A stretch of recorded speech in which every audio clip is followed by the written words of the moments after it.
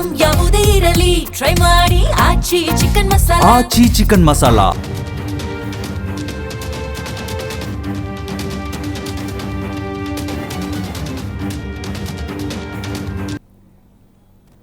ನಮಸ್ಕಾರ, ಮೆಗಾ ಸುದ್ದಿ ವಿಶೇಷ ಕಾರ್ಯಕ್ರಮಕ್ಕೆ ಸ್ವಾಗತ.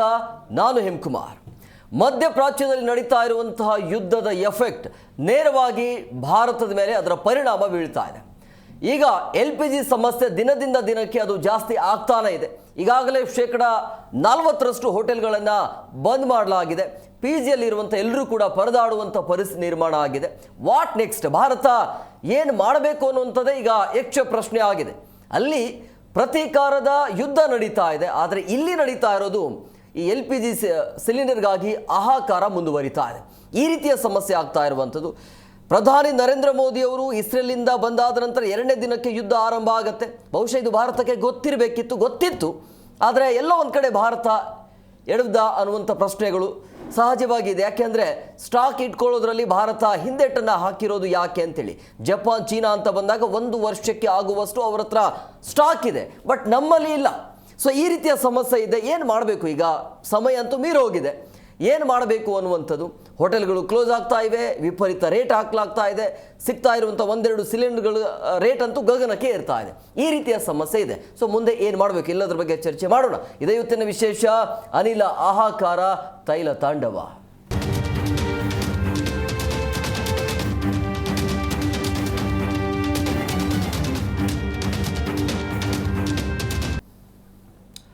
ಎಲ್ಲೋ ದೂರದಲ್ಲಿ ನಡೀತಾ ಇರುವಂಥ ಯುದ್ಧ ನೇರವಾಗಿ ನಮ್ಮ ಅಡುಗೆ ಮನೆಗೆ ಒಂದು ಬೆಂಕಿಯನ್ನು ಆರಿಸೋದಕ್ಕೆ ಯುದ್ಧ ನಡೀತಾ ಇದೆ ಅನ್ನುವಂಥ ಆತಂಕ ಅಂತೂ ಶುರುವಾಗ್ತಾ ಇದೆ. ಆಲ್ಮೋಸ್ಟ್ ಅಲ್ಲಿ ಕೆಲವೊಂದಿಷ್ಟು ಹೋಟೆಲ್ಗಳನ್ನಂತೂ ಬಂದ್ ಮಾಡಲಾಗಿದೆ. PG ಅಂತ ಬಂದಾಗ ಈಗಾಗಲೇ ಸರಿಯಾಗಿ ಊಟ ಕೊಡ್ತಾ ಇಲ್ಲ. ಅನ್ನ ಬಿಟ್ಟರೆ ಬೇರೆ ಏನಿಲ್ಲ, ಅನ್ನ ಸಾಂಬಾರು ಎರಡೇ ಅಂತೆ. ಪರದಾಡುವಂಥ ಪರಿಸ್ಥಿತಿ ಆಗ್ತಾ ಇದೆ.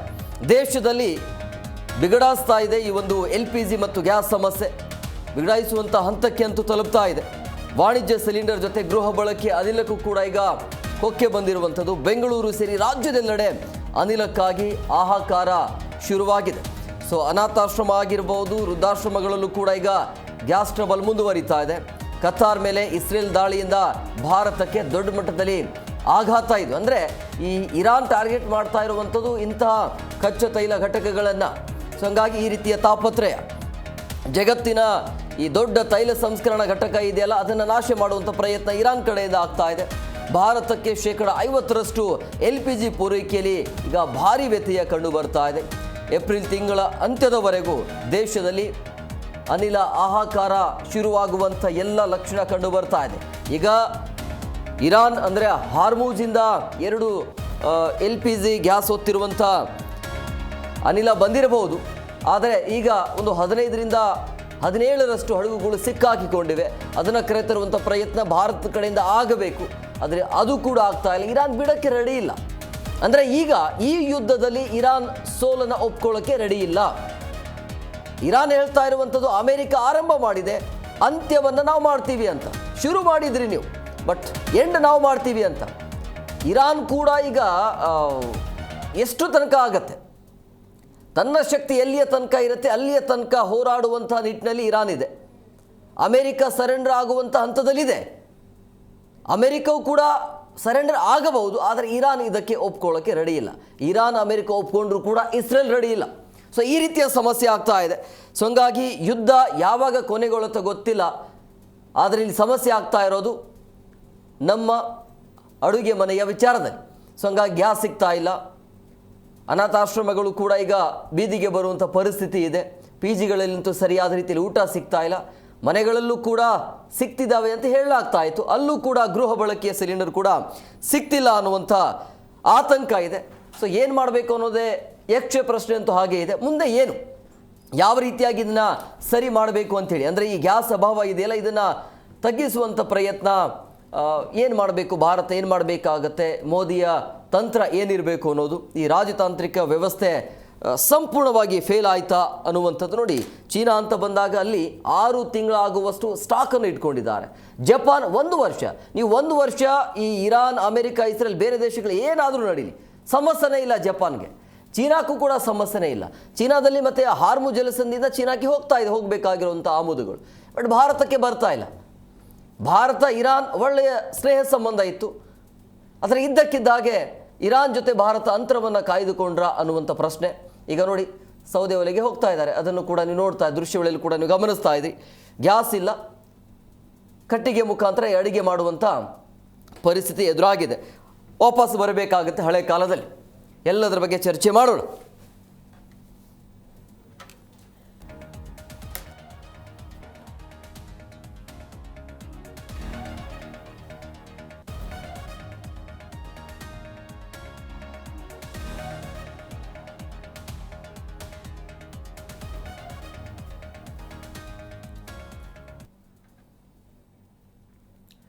ಈ ಬಗ್ಗೆ ಮಾತನಾಡೋದಕ್ಕೆ ಅತಿಥಿಯವರು ಜಾಯ್ನ್ ಆಗಿದ್ದಾರೆ. ನಾನು ಅವ್ರನ್ನ ಕಾರ್ಯಕ್ರಮಕ್ಕೆ ವೆಲ್ಕಮ್ ಮಾಡ್ತೀನಿ. ಮೊದಲಾಗಿ ನಿವೃತ್ತ ಪ್ರಾದೇಶಿಕ ಸಾರಿಗೆ ಅಧಿಕಾರಿಯಾಗಿರುವಂಥ ರಾಜಣ್ಣ ಅವರು ಜಾಯ್ನ್ ಆಗಿದ್ದಾರೆ. ಸರ್, ಕಾರ್ಯಕ್ರಮಕ್ಕೆ ಆತ್ಮೀಯವಾದಂಥ ಸ್ವಾಗತ.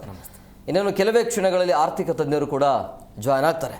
ರಾಜಣ್ಣ ಸರ್, ನಿಮ್ಮ ಹತ್ರನೇ ಬರ್ತೀನಿ. ಅಲ್ಲಿ ನಡೀತಾ ಇರುವಂಥದ್ದು ಪ್ರತೀಕಾರ, ಬಟ್ ಇಲ್ಲಿ ಶುರುವಾಗಿರೋದು ಆಹಾಕಾರ. ಇವತ್ತಿಗೆ 21ನೇ ದಿನ, ಅದರ ಜೊತೆಗೆ ಇರಾನ್ನಲ್ಲಿ ಇವತ್ತು ಹೊಸ ವರ್ಷ ಬೇರೆ.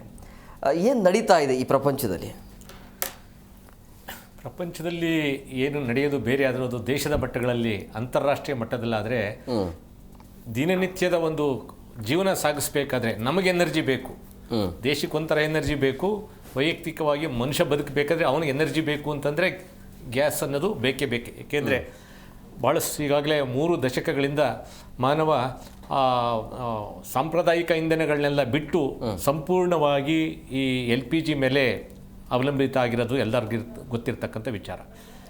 ಈಗ ಹೇಗೆ ಅಂದರೆ ನಾವು ಮತ್ತೆ ಇದು ಕಾಲ ರಿವರ್ಸ್ ಆಗಬೇಕಂತ ಅಂದರೆ ಮತ್ತೆ ನಾವು ಸೌದೆ ಒಲೆಗೆ ಹೋಗಬೇಕಾ ಅನ್ನೋ ಒಂದು ಪದ್ಧತಿಗೆ ಹೋಗಬೇಕಾ ಅಂತ ಅನಿವಾರ್ಯತೆ ಸಂಭವಿಸ್ಬೋದಾ ಅನ್ನೋದು ಒಂದು ಸಾಧ್ಯತೆಗಳು ಕಾಣ್ತಾ ಇದೆ. ಅಂದರೆ ಯುದ್ಧ ಹೀಗೆ ಮುಂದೆ ಬರೆದ್ರೆ ಖಂಡಿತವಾಗ್ಲೂ ಅವ್ರು ಯಾರು ನಮ್ಮ ದೇಶದ ಹಿತಾಸಕ್ತಿನ ಕಾಪಾಡೋದಕ್ಕಾಗಿ ಅವರು ಯುದ್ಧ ಮಾಡ್ತಾ ಇಲ್ಲ. ಅವರ ಪ್ರತಿಷ್ಠೆಗಾಗಿ, ಅವರ ಲಾಭ ನಷ್ಟಗಳಿಗಾಗಿ ಮಾತ್ರ ಮಾಡ್ತಾ ಇದ್ದಾರೆ ಹೊರತು ಬೇರೊಂದು ರಾಷ್ಟ್ರದ ಹಿತಾಸಕ್ತಿ ಕಾಯುವ ಉದ್ದೇಶದಿಂದ ಅವರು ಯುದ್ಧವನ್ನು ಆರಂಭಿಸಿಲ್ಲ. ಅದರ ಅವಶ್ಯಕತೆ ಕೂಡ ಅವರಿಗಿಲ್ಲ, ನನ್ನ ಪ್ರಕಾರ ಅದಿಲ್ಲ. ಈಗ ನಾವು ಏನು ನಮ್ಮ ದೇಶದ ಮಟ್ಟದಲ್ಲಿ ಏನು ಮಾಡಬೇಕು, ಪ್ರಾಂತೀಯವಾಗಿ ಏನು ಮಾಡಬೇಕು, ಸಮುದಾಯಗಳು ಏನು ಮಾಡಬೇಕು ಮತ್ತು ವೈಯಕ್ತಿಕವಾಗಿ ಜನಗಳು ಏನು ಮಾಡಬೇಕು ಅನ್ನೋದನ್ನೇ ಮಾತ್ರನೇ ನಾವು ಚಿಂತೆ ಮಾಡೋದಕ್ಕೆ ಸಾಧ್ಯ ಆಗುತ್ತೆ. ಈಗ ದೇಶ ಬಿಟ್ಟು ನಾವು ವೈಯಕ್ತಿಕವಾಗಿ ಸಮಾಜಗಳ ಮಟ್ಟದಲ್ಲಿ ಸ್ಥಳೀಯವಾಗಿ ಏನು ಮಾಡಬಲ್ಲೆವು ಅನ್ನೋದು ಒಂದೇ ಅಂದರೆ ನಾವು ಸಾಂಪ್ರದಾಯಿಕ ಇಂಧನಗಳನ್ನು ಅವಲಂಬಿಸಬೇಕಾಗತ್ತೆ. ಸಾಂಪ್ರದಾಯಿಕ ಇಂಧನಗಳು ಅಂತಂದರೆ ಅವು ಏನು ಶಾಶ್ವತವಾಗಿ ಉಳಿತವೆ ಅಂತ ಹೇಳಕ್ಕೆ ಬರೋದಿಲ್ಲ. ಈಗ ಒಂದು ವೇಳೆ ಸೌದೆ ಒಲೆ ಇವಾಗ ಆವಿಷ್ಕಾರ ಆಗಿದೆ, ಅದು ಸುಧಾರಿತ ಒಲೆಗಳು ಅಂತೇಳಿ ಸಾಕಷ್ಟು ಕಂಪನಿಗಳು ನಾವು ಜಾಹೀರಾತುಗಳನ್ನು ಕೊಡ್ತಾ ಇದ್ದಾವೆ. ಅವುಗಳ ಬೆಲೆನೂ ಕೂಡ ದಿನೇ ದಿನೇ ಹೆಚ್ಚುತ್ತಾ ಇರತಕ್ಕಂಥದ್ದು ಕಾಣಿಸ್ತಾ ಇದೆ. ಜೊತೆಗೆ ವಿದ್ಯುತ್ ಉಪಕರಣಗಳು, ಸ್ಟವ್ಗಳು, ಇಂಡಕ್ಷನ್ ಸ್ಟವ್ ಇರ್ಬೋದು, ಎಲೆಕ್ಟ್ರಿಕ್ ಸ್ಟವ್, ಇವುಗಳ ಉಪಯೋಗನೂ ಕೂಡ ಜಾಸ್ತಿ ಆಗ್ತಾಯಿದೆ. ಇವಕ್ಕೂ ಕೂಡ ನೀವು ಎಲೆಕ್ಟ್ರಿಸಿಟಿ ಬೇಕೇ ಬೇಕಾಗುತ್ತೆ. ಎಲೆಕ್ಟ್ರಿಸಿಟಿ ಕೂಡ ನಮಗೆ ಲಿಮಿಟೇಷನ್ಸ್ ಇದೆ. ಅದಕ್ಕೂ ಕೂಡ ಅದರೇ ಆದಂಥ ಒಂದು ವ್ಯಾಪ್ತಿನಲ್ಲಿ ಮಾತ್ರ ಸಪ್ಲೈ ಮಾಡೋದಕ್ಕೆ ಸಾಧ್ಯ ಆಗುತ್ತೆ. ಈ ಎಲೆಕ್ಟ್ರಿಸಿಟಿ ಬಳಕೆ ಜಾಸ್ತಿ ಆದಾಗ ಮತ್ತು ವಿದ್ಯುತ್ತಿನ ಬೆಲೆಯೂ ಕೂಡ ಜಾಸ್ತಿ ಆಗ್ತಕ್ಕಂಥ ಸಾಧ್ಯತೆಗಳು ಇರ್ತವೆ. ಇನ್ನು ಪೂರ್ವಕ್ಕೆ ಹೋದರೆ ಕಟ್ಟಿಗೆಯಿಂದಲೇ ಮಾಡಬೇಕು ಅನ್ನೋದು ಬಂದರೆ ಖಂಡಿತವಾಗ್ಲೂ ಈಗಿರ್ತಕ್ಕಂಥ ಫಾರೆಸ್ಟ್ಗಳು ಈ 1 ವರ್ಷ ಇದ್ದಾರೆ, ಫಾರೆಸ್ಟ್ಗಳು ಇದು ಕೇವಲ ಒಂದು ತಾತ್ಕಾಲಿಕವಾಗಿ ಮಾತ್ರ ನಾವು ಈ ಸೌದೆ ಒಲೆ ಇರ್ಬೋದು, ಪರ್ಯಾಯ ಇಂಧನಗಳಿರ್ಬೋದು, ಅವನ್ನು ಉಪಯೋಗಿಸಿ ಒಂದು ಅಲ್ಲಿನವರೆಗೂ ನಾವು ಸುಧಾರಿಸ್ಕೊಳ್ತಕ್ಕಂಥ ಬೇಕಾದಂಥ ಪರ್ಯಾಯ ವ್ಯವಸ್ಥೆಗಳನ್ನು ಮಾತ್ರ ಮಾಡ್ಕೊಳ್ಳೋದಕ್ಕೆ ಸಾಧ್ಯ ಆಗ್ತದೆ. ಇನ್ನು ನಾವು ಆಟೋಮೊಬೈಲ್ ಕ್ಷೇತ್ರಕ್ಕೆ ಬಂದಾಗ ನಮ್ಮ ದೇಶದಲ್ಲಿ ಈಗ ಸುಮಾರು ಅಂದಾಜು 2025 ಫೆಬ್ರವರಿ ಅಂತ್ಯಕ್ಕೆ ಸುಮಾರು 39,77,00,000 ವಾಹನಗಳು ಇದ್ದಾವೆ. ಇವಕ್ಕೆ ಸುಮಾರು ಇಂಧನ ಒಂದು 350ರಿಂದ 400 ಬ್ಯಾರೆಲ್ಲಷ್ಟು ಮಿಲಿಯನ್ಸ್ ಲೀಟರ್ಸ್ ಆಫ್ ತೈಲಗಳು ಬೇಕಾಗುತ್ತೆ. ಅದರಲ್ಲಿ ಡೀಸೆಲ್ ಎಷ್ಟು, ಪೆಟ್ರೋಲ್ ಎಷ್ಟು ಮತ್ತು LPG ಇವೆಲ್ಲನೂ ಬೇರೆ ಬೇರೆ ಪ್ರತ್ಯೇಕವಾಗಿ ಇದು ಮಾಡಬೇಕು. ನಾವು ಇಲ್ಲಿ ಏನಾದರೂ ನಾವು ಆಟೋಮೊಬೈಲ್ ಕ್ಷೇತ್ರದಲ್ಲಿ ಎಷ್ಟನ್ನು ಉಳಿತಾಯ ಮಾಡ್ಬೋದು? ನಾವು ಸಂಪೂರ್ಣವಾಗಿ ಹೆಚ್ಚಿಗೆ ಅವಲಂಬಿತವಾಗಿರೋದು ಗಲ್ಫ್ ರಾಷ್ಟ್ರಗಳಿಂದ. ಅಲ್ಲಿ ಸಂಪೂರ್ಣವಾಗಿ ನಿಂತು ಹೋಯಿತು ಅಂತಂದರೆ ನಮ್ಮ ಒಂದು ದೇಶದಲ್ಲಿರ್ಬೋದು ಅಥವಾ ಬೇರೆ ದೇಶಗಳಿಂದ ಅಮೇರಿಕ ಇರ್ಬೋದು, ರಷ್ಯಾ ಇರ್ಬೋದು, ಅಥವಾ ಸ್ಥಳೀಯವಾಗಿ ನಮ್ಮ ದೇಶದಲ್ಲಿ ಬಹಳ ಕನಿಷ್ಠ ಮಟ್ಟದಲ್ಲಿ ಲಭ್ಯ ಆಗ್ತಾ ಇರತಕ್ಕಂಥ ಇಂಧನಗಳನ್ನೆಲ್ಲನೂ ನಾವು ಕ್ರೋಢೀಕರಿಸಿದ್ರೆ ಅಷ್ಟು ಇಂಧನವನ್ನು ನಾವು ಇಷ್ಟೆಲ್ಲ ವಾಹನಗಳನ್ನು ನಾವು ಉಪಯೋಗಿಸೋದಕ್ಕೆ ಖಂಡಿತವಾಗ್ಲೂ ಕಷ್ಟ ಸಾಧ್ಯ ಆಗುತ್ತೆ. ಆದರೆ ಈ ಸಂಚಾರ ವ್ಯವಸ್ಥೆಗಳಲ್ಲಿ ನಾವೇನಾದರೂ ಬದಲಾವಣೆ ತಗೊಂಬರೋದಕ್ಕೆ ಸಾಧ್ಯ ಆಗುತ್ತಾ? ಇಷ್ಟು ಗಾಡಿಗಳನ್ನು ನಾವು ಉಪಯೋಗಿಸಲೇಬೇಕಾ? ಉಪಯೋಗಿಸ್ಲಿಲ್ಲ ಅಂತ ನಾವು ತಡ್ಕೊಳ್ಬೇಕಾಗತ್ತೆ. ಇಲ್ಲಿ ಒಂದೇ ಒಂದು ಇದಂದರೆ ನಾವು ಸಹಿಸ್ಕೊಳ್ಬೇಕು. ಈ ಸಂದರ್ಭದಲ್ಲಿ ಪರ್ಯಾಯ ವ್ಯವಸ್ಥೆ ತಾತ್ಕಾಲಿಕವಾಗಿ ನಾವು ಸಹಿಸ್ಕೊಳ್ಬೇಕು. ಎಲ್ಲಿನವರೆಗೂ ಅಟ್ಲೀಸ್ಟ್ ಆ ಯುದ್ಧ ನಿಲ್ಲೋವರೆಗಾದ್ರೂ ಯುದ್ಧ ನಿಂತ ನೆಕ್ಸ್ಟ್ ದಿನನೇ ನಮಗೆಲ್ಲ ಸೊರೋಗ್ಬಿಡುತ್ತೆ. ಏನು ಮಾಡಬೇಕು ಅಂತ ಏನು ಮಾಡಬಹುದು ಅಂತ ಹೇಳಿದ್ರೆ ಪರ್ಯಾಯ ವಾಹನಗಳು. ಈಗ ಇವತ್ತು ಎಲ್ಲರಿಗೂ ಬಹಳಷ್ಟು ಚೆನ್ನಾಗಿ ಗೊತ್ತಿದೆ, ಈ ಇಂಧನ ಶಾಶ್ವತವಾಗಿ ಯಾವುದು ಈ ಫಾಸಿಲ್ ಫ್ಯೂಯಲ್ಸ್ ಏನಿದೆಯಲ್ಲ ಇದು ಶಾಶ್ವತ ಅಲ್ಲ ಅನ್ನೋದು ಎಲ್ಲರಿಗೂ ಗೊತ್ತು. ಈಗ ಅದರಿಂದ ವಿದ್ಯುತ್ ಚಾಲಿತ ವಾಹನಗಳು ಹೆಚ್ಚಿಗೆ ಪ್ರಚಲಿತ ಇದೆ. ಖಂಡಿತವಾಗ್ಲೂ ಈಗ ವಿದ್ಯುತ್ ಕ್ಷೇತ್ರದಲ್ಲಿ ವಿದ್ಯುತ್ ಚಾಲಿತ ವಾಹನಗಳಿಗೆ ಹೆಚ್ಚು ಆದ್ಯತೆ ಕೊಡ್ತಕ್ಕಂಥದ್ದು ಒಳ್ಳೆಯದು. ಈಗಾಗಲೇ 2015ರಲ್ಲಿ ಕೇವಲ 16 ದೇಶದಲ್ಲಿ. ಈ ಬೇಸಿಗೆಯಲ್ಲಿ ಅದನ್ನು ಯೂಸ್ ಮಾಡ್ಬೋದಾ? ಅದು ಡೇಂಜರ್ ಅಲ್ವಾ ಬೇಸಿಗೆಯಲ್ಲಿ? ಏನಿಲ್ಲ, ಯಾವುದೂ ಇಲ್ಲ. ಎಲ್ಲ ಕಾಲದಲ್ಲೂ ಕೂಡ ವಿದ್ಯುತ್ ಚಾಲಿತ ವಾಹನಗಳನ್ನ, ಬ್ಯಾಟ್ರಿ ವಾಹನಗಳನ್ನ ಉಪಯೋಗಿಸ್ಬೋದು.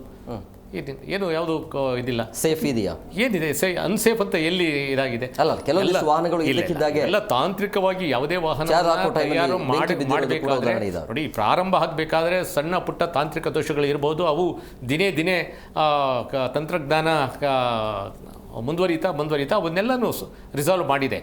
ಹೀಗೆ ಈಗ 2026ರ ಅಂತ್ಯದಕ್ಕೆ ಇವತ್ತು ನಮ್ಮ ದೇಶದಲ್ಲಿ ಸುಮಾರು 88 ಲಕ್ಷ ವಿದ್ಯುತ್ ಚಾಲಿತ ವಾಹನಗಳು ಇವತ್ತು ಇದಿದೆ. 2015ರಲ್ಲಿ ಕೇವಲ 16,000 ಇದ್ದಂಥ ವಾಹನಗಳ ಸಂಖ್ಯೆ ಇವತ್ತು 88 ಲಕ್ಷ. ಹತ್ತತ್ರ ಈ 26ರ ಅಂತ್ಯದವರೆಗೆ 1 ಕೋಟಿ ವಾಹನಗಳು ವಿದ್ಯುತ್ ಚಾಲಿತ ವಾಹನಗಳು ಬರ್ತವೆ. ಹೀಗಾದಂಥ ಸಂದರ್ಭದಲ್ಲಿ ನಾವು ಸಂಪೂರ್ಣವಾಗಿ ಈ ಇಂಧನಗಳ ಒಂದು ಅವಲಂಬನೆಯೇ ತಪ್ಪಿಸ್ಬೋದು ಕ್ರಮೇಣವಾಗಿ. ಈಗ ದೇಶದಲ್ಲಿ 40 ಕೋಟಿ ಇದೆ ಅಂದರೆ ಈಗ ಈ ವರ್ಷದಲ್ಲಿ 1 ಕೋಟಿ ಅಂದರೆ ಪ್ರತಿ ವರ್ಷ ನಾವು ವಿದ್ಯುತ್ ಚಾಲಿತ ವಾಹನಗಳ ಮನೆಯಲ್ಲಿ ಯಾರೆಲ್ಲ 4-5 ವಾಹನಗಳನ್ನು ಬಳಸ್ತಾ ಇದ್ರಿ, ಒಂದೇ ವಾಹನ ಬಳಸಿ ಅಂತ ಹೇಳ್ತಾರೆ. ಅದು ಪ್ರಾಕ್ಟಿಕಲ್ ಆಗಿ ಸಾಧ್ಯ ಆಗೋದಿಲ್ಲ. ಮನೆಯಲ್ಲಿ ಇರ್ತಕ್ಕಂಥವ್ರು ಒಬ್ಬೊಬ್ಬರು ಒಂದೇ ಕಾರಲ್ಲಿ ಒಟ್ಟಿಗೆ ಹೋಗ್ಬಿಡಿ ಅಂತ ಹಾಗಲ್ಲ. ಇಲ್ಲ, ಈಗ ನೀವೆಲ್ಲ ಒಂದ್ ಕಡೆ ಕೆಲಸಕ್ಕೆ ಹೋಗ್ತೀರಿ, ನಾನೆಲ್ಲ ಒಂದ್ ಕಡೆ ಕೆಲಸಕ್ಕೆ ಹೋಗ್ತೀನಿ ಒಂದ್ ಮನೆಯಲ್ಲಿ. ಅದು ಪ್ರಾಕ್ಟಿಕಲ್ ಆಗಿ ಆಗದೆ ಇರ್ತಕ್ಕಂಥ ಒಂದು ಸಾಧ್ಯ ಇಲ್ಲ. ಅದು ಒಬ್ಬೊಬ್ರು ಒಂದೊಂದು ದಿಕ್ಕಲ್ಲಿದ್ದಾಗ ಒಂದೇ ವಾಹನ ಸಾಧ್ಯ ಆಗುತ್ತೆ. ಆತರ ಕಾನೂನು ಮಾಡೋಕ್ಕಾಗೋದಿಲ್ಲ, ಆತರ ವಾಸ್ತವಿಕತೆ ಹಾಗೆ ಇರೋದಿಲ್ಲ. ಒಬ್ಬೊಬ್ರು ಪ್ರಯಾಣನು ಒಂದೊಂದು ದಿಕ್ಕಲ್ಲಿದ್ದಾಗ ಒಂದು ವಾಹನ ಯಾವ ದಿಕ್ಕಿಗೆ ಹೋಗೋದಕ್ಕೆ ಸಾಧ್ಯ ಆಗುತ್ತೆ? ಈಗ 4 ವಾಹನ ಹೋದ್ರೆ 4ಕ್ಕೂ ಪೆಟ್ರೋಲ್ ಡೀಸೆಲ್ ಹಾಕ್ಸ್ಬೇಕಲ್ಲ ಅಂತ ನಾನು ಹೇಳ್ತಾ ಇರೋದು. ಹೌದು. ಆಗ ಪೆಟ್ರೋಲ್ ಡೀಸೆಲ್ ಬದಲು ನೀವು ಪರ್ಯಾಯವಾಗಿ ಏನು ನಾವು ವಾಹನಗಳನ್ನ ನೋಡ್ಬೋದು ಅನ್ನೋದು ಇದು ವಿದ್ಯುತ್ ವಾಹನಗಳು ಇವತ್ತು ನಮಗೆ ಅನಿವಾರ್ಯ ಅಂತ ಅನಿಸುತ್ತೆ. ಈ ಒಂದು ಸಂದರ್ಭದಲ್ಲಿ ನಮ್ಮ ದೇಶ ಇದು ನೋಡಿ, ಇದು ಬಹಳ ಇದೊಂದು ಒಂದು ಒಳ್ಳೆಯ ಸುಸಂದರ್ಭ ಅಂತ ನಾವು ಅನ್ಕೋಬೋದು. ಈಗ ಪೆಟ್ರೋಲು ಡೀಸೆಲ್ ಇರೋದ್ರಿಂದ ನಾವು ಏತಕ್ಕೆ ನಿಧಾನವಾಗಿ ಎಲೆಕ್ಟ್ರಿಕ್ ವಾಹನಗಳಿಗೆ ಅವು ಸ್ವಲ್ಪ ಹೆಚ್ಚಿಗೆ ಬೆಲೆ ಇದೆ, ನಿಧಾನಕ್ಕೆ ಹೋಗ್ಬೋದು ಅಂತ ನಾವು ಚಿಂತನೆ ಮಾಡ್ಬೋದು. ಈಗೇನು ಪರಿಸ್ಥಿತಿ ಬದಲಾಗಿರೋಂಥ ಸಂದರ್ಭದಲ್ಲಿ ದೇಶದಲ್ಲಿ ಅಂಥ ಒಂದು ಕೈಗಾರಿಕೆಗಳಿಗೆ, ಅಂಥ ಇಂಡಸ್ಟ್ರೀಸ್ ಕಾರ್ಖಾನೆಗಳಿಗೆ ಹೆಚ್ಚು ಒತ್ತನ್ನು ಕೊಟ್ಟು ಅವಕ್ಕೆ ಹೆಚ್ಚಿಗೆ ಸಬ್ಸಿಡಿ ಕೊಟ್ಟು ಪ್ರೋತ್ಸಾಹ ಕೊಟ್ಟು ಅಂಥ ವಾಹನಗಳ ಒಂದು ಉತ್ಪಾದನೆ ಜಾಸ್ತಿ ಮಾಡಿ ಬಳಕೆ ಮಾಡಿದ್ರೆ ನಾವು ನಮ್ಮ ದೇಶ ಸ್ವಾವಲಂಬಿ ಆಗೋದಕ್ಕೆ ಸಾಧ್ಯ ಆಗುತ್ತೆ. ಮತ್ತು ಏನು ಹೇಳ್ತೀವಲ್ಲ ನಾವು ಆಮದು ರಫ್ತು ಇದೆಲ್ಲ ಹೆಚ್ಚಿಗೆ ನಾವು ಆಮದು ಮಾಡ್ಕೊಳ್ಳೋದು, ಇಂಧನ ಆಮದು ಮಾಡ್ಕೊಳ್ಳೋದು ತಪ್ಪುತ್ತೆ. ನಮ್ಮ ದೇಶ ಕೂಡ ಆರ್ಥಿಕವಾಗಿ ಸ್ವಾವಲಂಬಿ ಆಗೋದಕ್ಕೆ ಉತ್ಪಾದನೆ ಇದೊಂದು ಅವಕಾಶ ಅಂತಲೇ ಅಂದ್ಕೋಬೋದು.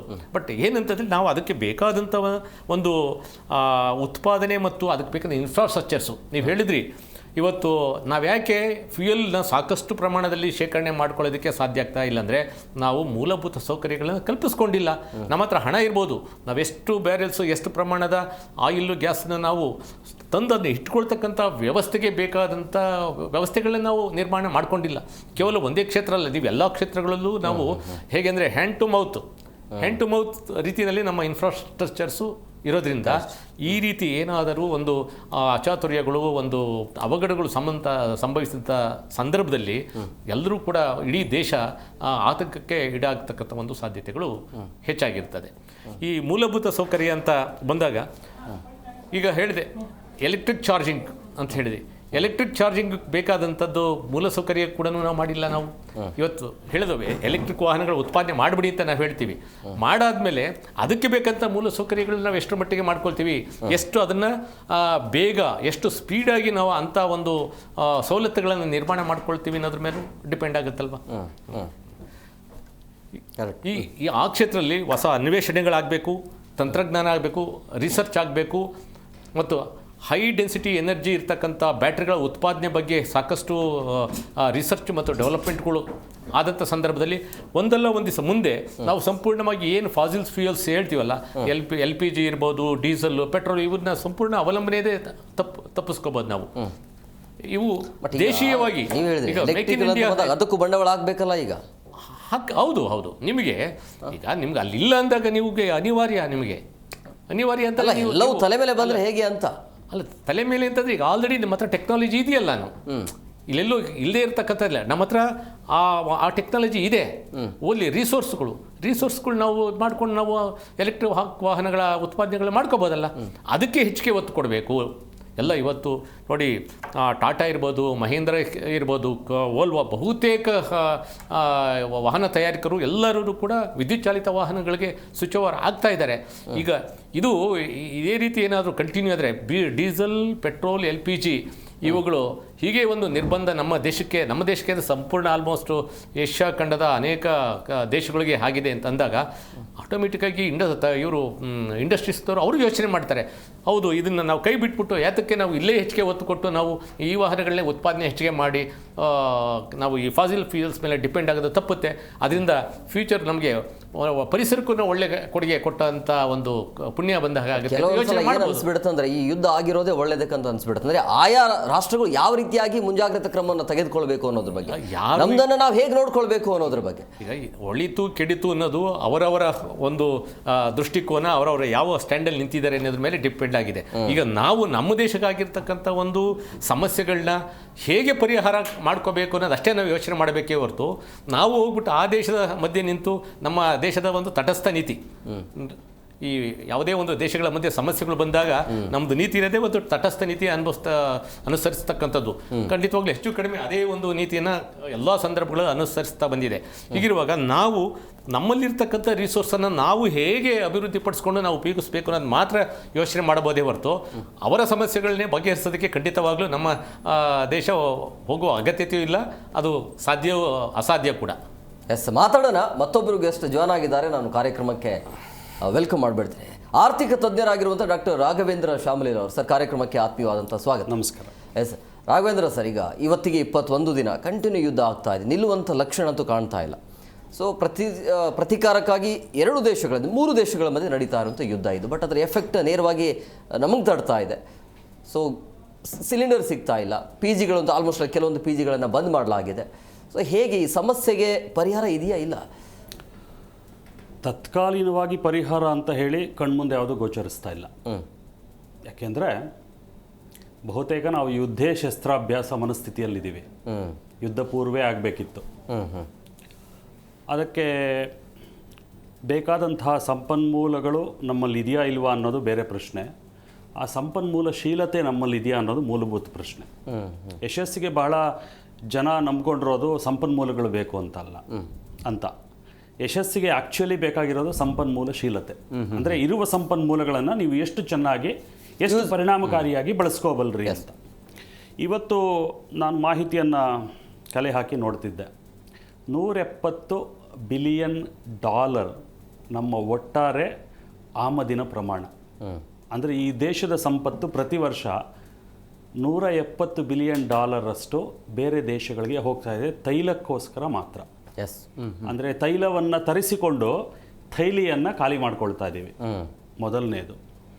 ಪರ್ಯಾಯಗಳೇನಿದೆ ಅಂತ ಯೋಚನೆ ಮಾಡಿದ್ರೆ ನೀವು ಬಹಳ ಅದ್ಭುತವಾದ ಮಾತುಗಳನ್ನು ಹೇಳಿದ್ರಿ.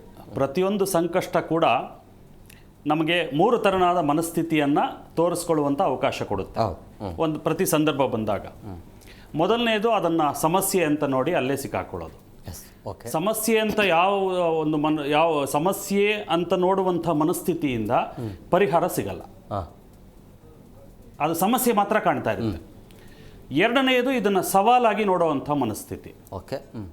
ಸವಾಲಾಗಿ ನೋಡಿದ್ರೆ ಕನಿಷ್ಠ ಪಕ್ಷ ಒಂದು ಪರಿಹಾರ ಸಿಗುತ್ತೆ.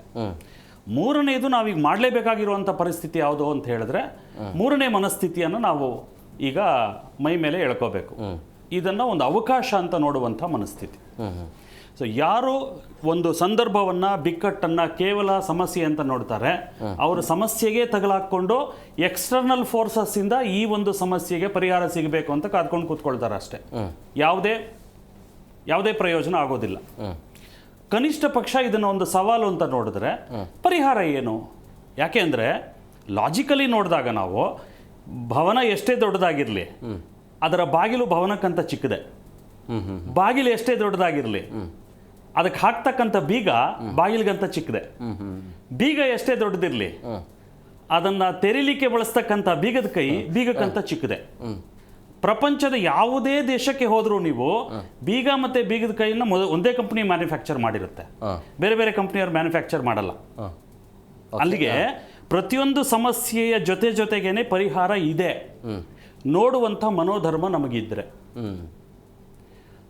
ಇದರಲ್ಲಿ ಭೌಗೋಳಿಕವಾದಂಥ ಕಾರಣಗಳು ಇದ್ದಾವೆ.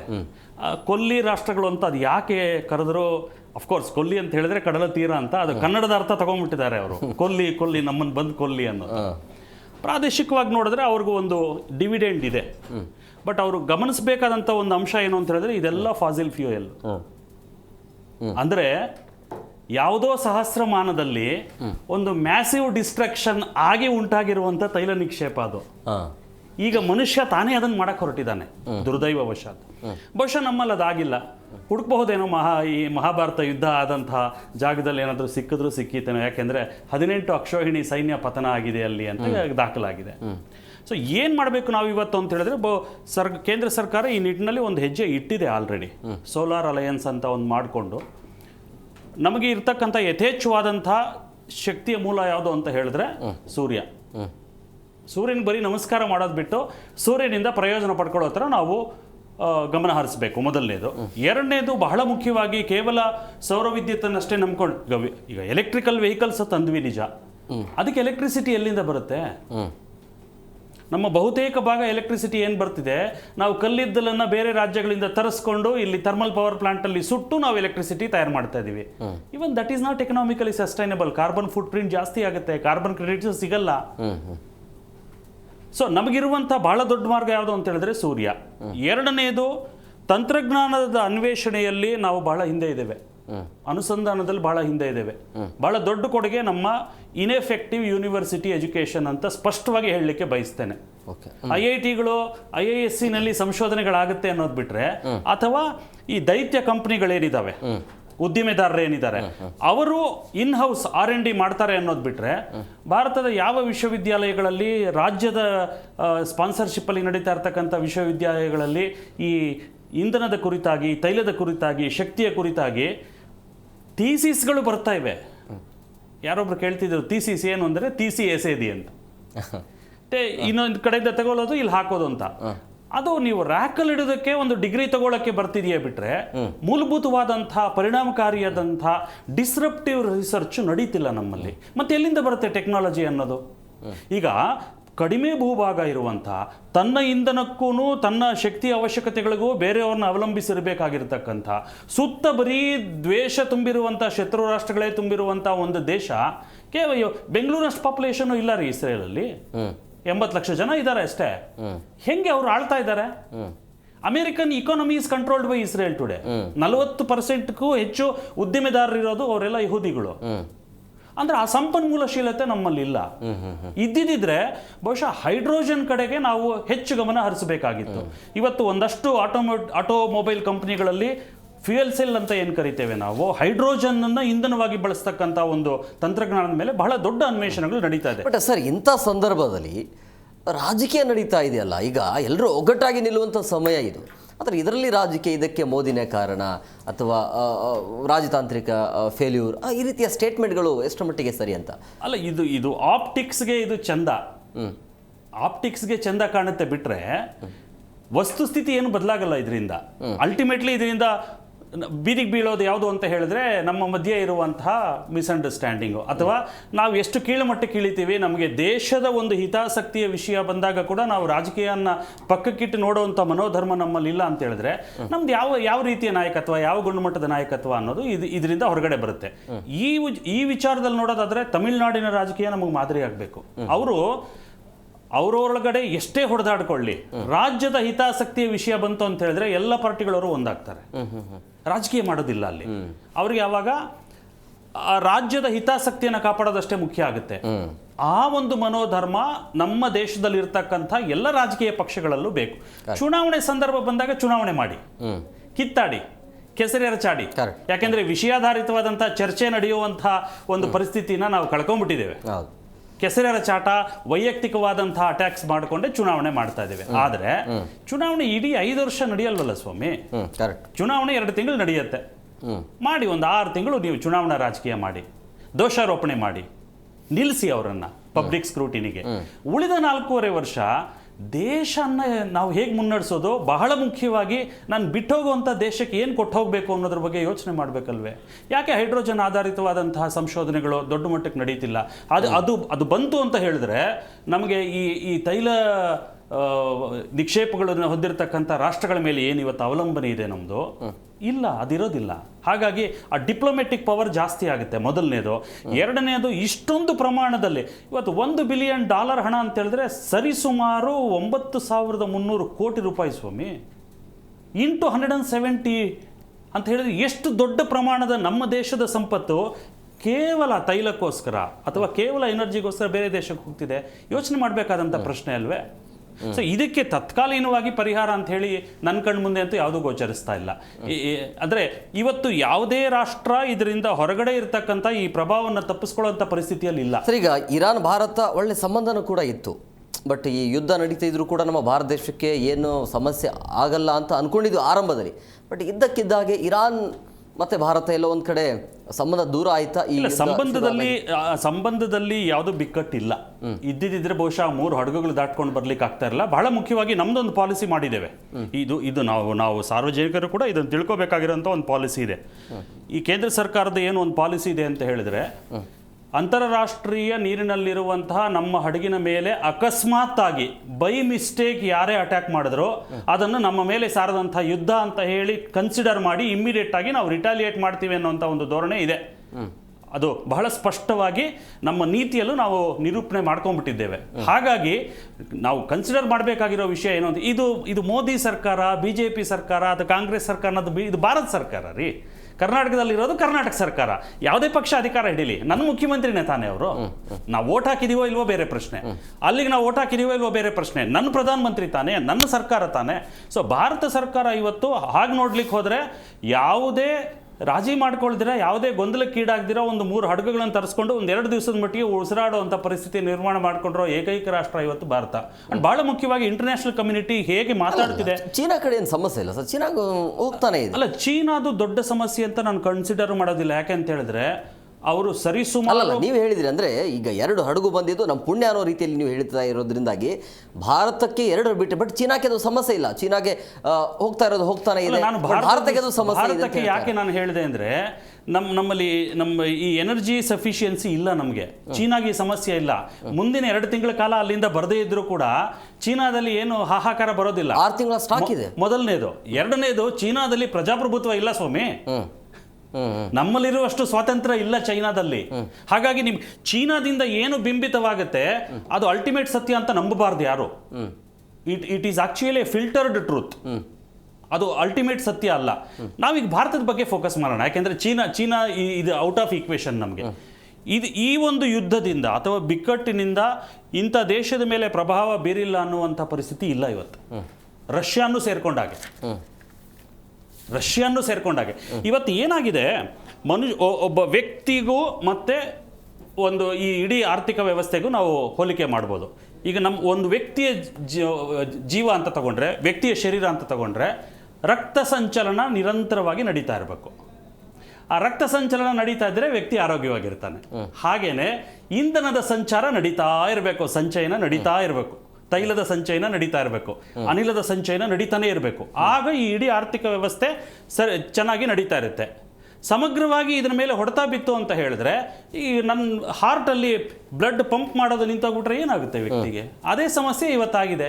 ಇಮಿಡಿಯೇಟ್ ಆಗಿ ಎಲ್ಲ ಅಂಗಗಳಿಗೂ ಕಾಡ್ದಿರ ಇರ್ಬೋದು, ಬಟ್ ಒಂದೊಂದು ಅಂಗಕ್ಕೂ ದೀರ್ಘಕಾಲೀನವಾಗಿ ಅದು ಹೊಡೆಯೋದಂತೂ ಸತ್ಯ. ಸೊ ಈ ಸಂದರ್ಭದಲ್ಲಿ ನಾವು ಡಿಪ್ಲೊಮೆಸಿನ ಬಿಟ್ಟು ನಮ್ಮ ಮುಂದೆ ಬೇರೆ ಮಾರ್ಗ ಇಲ್ಲ.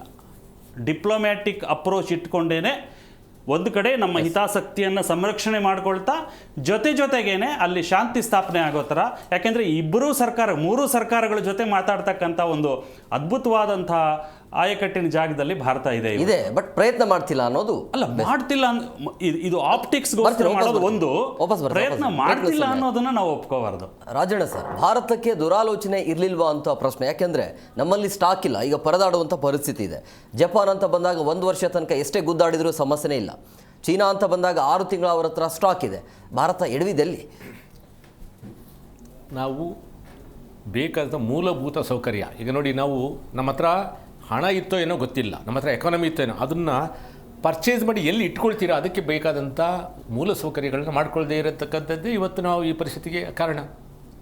ಈಗ ಬೇರೆ ದೇಶಗಳಲ್ಲಿ ಯಾಕೆ ಆಗಿಲ್ಲ ಅಂತ ಹೇಳಿ ಚೀನಾ ಹೇಳಿದ್ರಿ, ಚೀನಾದಲ್ಲಿ ಸಾಕಷ್ಟು ಅವರು 2 ತಿಂಗಳು 3 ತಿಂಗಳು 6 ತಿಂಗಳು ಆಗ ಬೇಕಾದಂಥ ಒಂದು ಸ್ಟಾಕ್ನ ಮೇಂಟೈನ್ ಮಾಡ್ತಾಯಿದ್ದಾರೆ. ಅವರು ಅಲ್ಲಿಂದವರೆಗೂ ಅವ್ರು ಸಸ್ಟೈನ್ ಮಾಡ್ಬೋದು. ಯುದ್ಧ ಎಷ್ಟು ದಿವಸಕ್ಕೆ ಮುಗಿಯುತ್ತೆ ಅಂತ ಹೇಳಕ್ಕೆ ಬರೋದಿಲ್ಲ. ತಾತ್ಕಾಲಿಕವಾಗಿ ಅವರು ವಿಸ್ಟ್ಯಾಂಡ್ ಆಗ್ತಾರಲ್ಲ ಅವರು. ಬಟ್ ನಮಗೇನಂದರೆ ಹ್ಯಾಂಡ್ ಟು ಮೌತ್, ಇವತ್ತಲ್ಲಿ ತರಬೇಕು ಬ್ಯಾರೆಲ್ಸು, ಇಲ್ಲಿ ನಾವು ರಿಫೈನ್ ಮಾಡ್ಕೋಬೇಕು, ಉಪಯೋಗಿಸ್ಬೇಕು. ಈ ಪರಿಸ್ಥಿತಿ ಇದ್ದಾಗ ನಮಗೆ ಎಫೆಕ್ಟು ಇಮ್ಮಿಡಿಯೇಟಾಗಿ ಭಾಳ ಬೇಗ ನಮಗೆ ಬಿಸಿ ಮುಟ್ಟಿದೆ ನಮ್ಮ ದೇಶಕ್ಕೆ. ಈ ಮೂಲಸೌಕರ್ಯಗಳನ್ನು ನಾವು ಮಾಡ್ಕೊಳ್ಳೋದೇ ಹೊರತು ಈ ಥರ ನಾವು ಸಮಸ್ಯೆಗಳನ್ನು ತೀರಬೇಕಾಗತ್ತೆ. ಈಗ ನಮಗೇನು ಒಂದೇ ಇರೋದು, ಪರ್ಯಾಯ ಮಾರ್ಗಗಳು ನಮ್ಮಲ್ಲಿ ಏನು ಸ್ಥಳೀಯವಾಗಿ ಲಭ್ಯ ಇದೆ, ಇಲ್ಲಿನ ಒಂದು ಬದಲಾವಣೆಗಳನ್ನು ಮತ್ತು ಎನ್ಕ್ಯಾಶ್ ಮಾಡ್ಕೊಳ್ತಕ್ಕಂಥ ಒಂದು ಪ್ರಯತ್ನಗಳನ್ನ ಮಾತ್ರ ಮಾಡಬೇಕಾಗತ್ತೆ. ಮತ್ತು ಬಳಕೆಯಲ್ಲಿ ಹಿತಮಿತಗಳನ್ನು ನೋಡಬೇಕಾಗತ್ತೆ. ಮತ್ತು ಆಡಳಿತಾತ್ಮಕವಾಗಿ ಏನಾದರೂ ಬದಲಾವಣೆ ಮಾಡಬೇಕಾ? ಇವತ್ತು ನೋಡಿ, ಶ್ರೀಲಂಕಾದಲ್ಲಿ ಬುಧವಾರ ದಿವಸ ಸರ್ಕಾರಿ ರಜೆಯನ್ನು ಘೋಷಣೆ ಮಾಡಿದ್ದಾರೆ. ಸರ್ಕಾರಿ ರಜೆ ಘೋಷಣೆ ಮಾಡಿಬಿಡೋದು ಮುಖ್ಯ ಅಲ್ಲ, ಸಾರ್ವಜನಿಕರಿಗೆ ಅವರು ರಜೆ ಇದ್ದರೂ ಕೂಡ ಆ ಒಂದು ಸಮಯದಲ್ಲಿ ಆಗಬೇಕಾದಂಥ ಕೆಲಸಗಳು ಕೂಡ ಆ ಸಮಯಕ್ಕೆ ಆಗಬೇಕು, ಅದು ಮುಖ್ಯ. ಕೇವಲ ರಜೆ ಕೊಟ್ಟು ಮನೇಲಿ ಇರಿಸ್ಬಿಟ್ರೆ ಸಂಚಾರ ವ್ಯವಸ್ಥೆಯಲ್ಲಿ ಅವರು ಡೀಸೆಲ್ ಪೆಟ್ರೋಲ್ ಉಳಿತಾಯ ಮಾಡಿದೆ ಅನ್ನೋದು ಒಂದಿರ್ಬೋದು. ಅದರ ಜೊತೆಗೆ ಮನೆಯಲ್ಲಿ ಇದ್ದೇ ಸಾರ್ವಜನಿಕರ ಕೆಲಸಗಳನ್ನು ಎಷ್ಟು ಮಟ್ಟಿಗೆ ನಾವು ಮಾಡ್ತೀವಿ ಅನ್ನೋದು ಕೂಡ ಬಹಳಷ್ಟು ಮುಖ್ಯ ಆಗುತ್ತೆ. ಹೀಗಾಗಿ ನಾವು ಸ್ಥಳೀಯವಾಗಿ ಏನೇನು ಮಾಡಬೇಕು ಅನ್ನೋದು ಯೋಚನೆ ಮಾಡಿದರೆ ಅದು ಹೇಳ್ತಾ ಇದೆ. ಎಲೆಕ್ಟ್ರಿಕ್ ವೆಹಿಕಲ್ಗಳ ಬಗ್ಗೆ ನಾವು ಮಾತಾಡೋದು, ಇದು ಇದು ಬಹಳ ತಾತ್ಕಾಲಿಕ ಅಂತ ಹೇಳ್ಬೋದು. ದೀರ್ಘಕಾಲದಲ್ಲಿ ಈ ವಿದ್ಯುತ್ ಚಾಲಿತ ವಾಹನಗಳು ಮತ್ತೆ ಪೆಟ್ರೋಲ್ ಅಷ್ಟೇ ಅಲ್ಲ ಸರ್, ಈಗ ಸಿಮೆಂಟ್ ಆಗಿರ್ಬೋದು, ರಸಗೊಬ್ಬರ, ಈ ಹೋಗ್ತಾ ಇದೆಲ್ಲ ಸಮಸ್ಯೆ ಹೇಳಿದ್ರಲ್ಲ. ಇದು ರಕ್ತ ಹರಿದ್ರೆ ನಮಗೆ ಏನಾದ್ರೂ ಕೈ ಕಾಲು ಹಾಡುತ್ತೆ, ದೇಹ ಏನಾದರೂ ಕೆಲಸ ಮಾಡೋಕ್ಕೆ. ಹಾಗೆ ಫ್ಯೂಯಲ್ ಅನ್ನೋದು ನಮಗೆ ನರನಾಡಿಗಳಲ್ಲಿ ನಮ್ಮ ರಕ್ತನಾಳದಲ್ಲಿ ಹರಿದ್ರೆ ತಾನೇ ನಾವೆಲ್ಲ ಕೆಲಸ ಮಾಡೋದಕ್ಕೆ ಸಾಧ್ಯ ಆಗೋದು. ಹರಿಯೋದು ನಿಂತೋಗ್ಬಿಟ್ರೆ ಏನಾಗ್ತೀವಿ, ಅಲ್ಲೇ ಸ್ತಬ್ಧ ಆಗಿಬಿಡುತ್ತೆ, ಯಾರೂ ಚಟುವಟಿಕೆಗಳನ್ನ ಮಾಡೋದಕ್ಕೆ ಸಾಧ್ಯ ಆಗೋದಿಲ್ಲ. ಪ್ರತಿಯೊಂದು ಇಂಡಸ್ಟ್ರೀಸ್ ಮೇಲೂ ಇದು ಕೇವಲ ನಾವು ತಿನ್ನುವ ಆಹಾರ ಅಂತ ಮಾತ್ರ ಹೇಳಿದ, ಅದು ತಕ್ಷಣದಲ್ಲಿ ನಮಗೆ ಬಿಸಿ ಮುಟ್ಟಿರೋದು ಅಷ್ಟೇ. ನಂತರ ನೀವು ಮಾಡ್ತಾ ಇರತಕ್ಕಂಥ ಪ್ರತಿಯೊಂದು ವ್ಯವಹಾರದ ಮೇಲೂ ಕೂಡ ನಿಮ್ಮ ವೈಯಕ್ತಿಕ ಎಕಾನಮಿ, ದೇಶದ ಎಕಾನಮಿ ಎಲ್ಲನೂ ಕುಂಠಿತ ಆಗುತ್ತೆ ಅಂತಲ್ಲ, ಸ್ತಬ್ಧ ಆಗೋಗ್ಬಿಡುತ್ತೆ. ಸ್ತಬ್ಧ ಆಯಿತು ಅಂದರೆ ಅಲ್ಲಿ ಒಬ್ಬ ಮನುಷ್ಯನಿಗೆ ಉಸಿರಾಟ ನಿಲ್ತು ಅಂತಂದ್ರೆ ಸತ್ತ ಅಂತ ಹೇಳ್ತೀವಲ್ಲ, ಅಂಥ ಪರಿಸ್ಥಿತಿ ಪ್ರತಿಯೊಂದು ಕ್ಷೇತ್ರಕ್ಕೂ ಬಂದಂಥ ಸಂದರ್ಭದಲ್ಲಿ ದೇಶದ ಪರಿಸ್ಥಿತಿ ಅಯೋಮಯ ಆಗುತ್ತೆ. ಈಗ ಅವನ್ನೆಲ್ಲ ಚಿಂತನೆ ಮಾಡೋದು ಬಿಟ್ಟು ನಮ್ಮ ದೇಶದಲ್ಲಿ ಇರ್ತಕ್ಕಂಥ ರಿಸೋರ್ಸಸ್ಸನ್ನು ಈ ತಕ್ಷಣದಲ್ಲಿ ನಾವು ಹೇಗೆ ನಾವು ಉಪಯೋಗಿಸ್ಬೇಕು, ಮಿತವ್ಯಯ ಹೇಗೆ ಮಾಡಬೇಕು, ಉಳಿತಾಯ ಹೇಗೆ ಮಾಡಬೇಕು, ಹೇಗೆ ನಾವು ಅದನ್ನು ಡಿಸ್ಟ್ರಿಬ್ಯೂಷನ್ ಮಾಡ್ಕೋಬೇಕು, ಈ ಥರ ಚಿಂತನೆಗಳನ್ನು ಮಾಡಬೇಕಾಗತ್ತೆ. ಎಸ್ ರಾಘವೇಂದ್ರ ಸರ್, ಈ ಗ್ಯಾಸ್ ಟ್ರಬಲ್ ಎಲ್ಲಿಯ ತನಕ ಇರುತ್ತೆ ಅಂತೇಳಿ ಈಗಾಗಲೇ ಪಿ ಜಿಗಳಲ್ಲಿ ಸರಿಯಾಗಿ ಊಟ ಕೊಡ್ತಿಲ್ಲ ಅನ್ನುವಂಥ ಆರೋಪ ಕೇಳಿ ಬರ್ತಾ ಇದೆ. ಅನಾಥಾಶ್ರಮಗಳಂತೂ ಕ್ಲೋಸ್ ಮಾಡುವಂಥ ಹಂತಕ್ಕೆ ಬಂದಿವೆ. ಗ್ಯಾಸ್ ಇಲ್ಲ ಅನ್ನುವಂಥ ವಿಚಾರ, ಏನು ಪರ್ಯಾಯ ವ್ಯವಸ್ಥೆ ಪರ್ಯಾಯ ವ್ಯವಸ್ಥೆ ಏನೂ ಇಲ್ಲ ನಮ್ಮ ಹತ್ರ.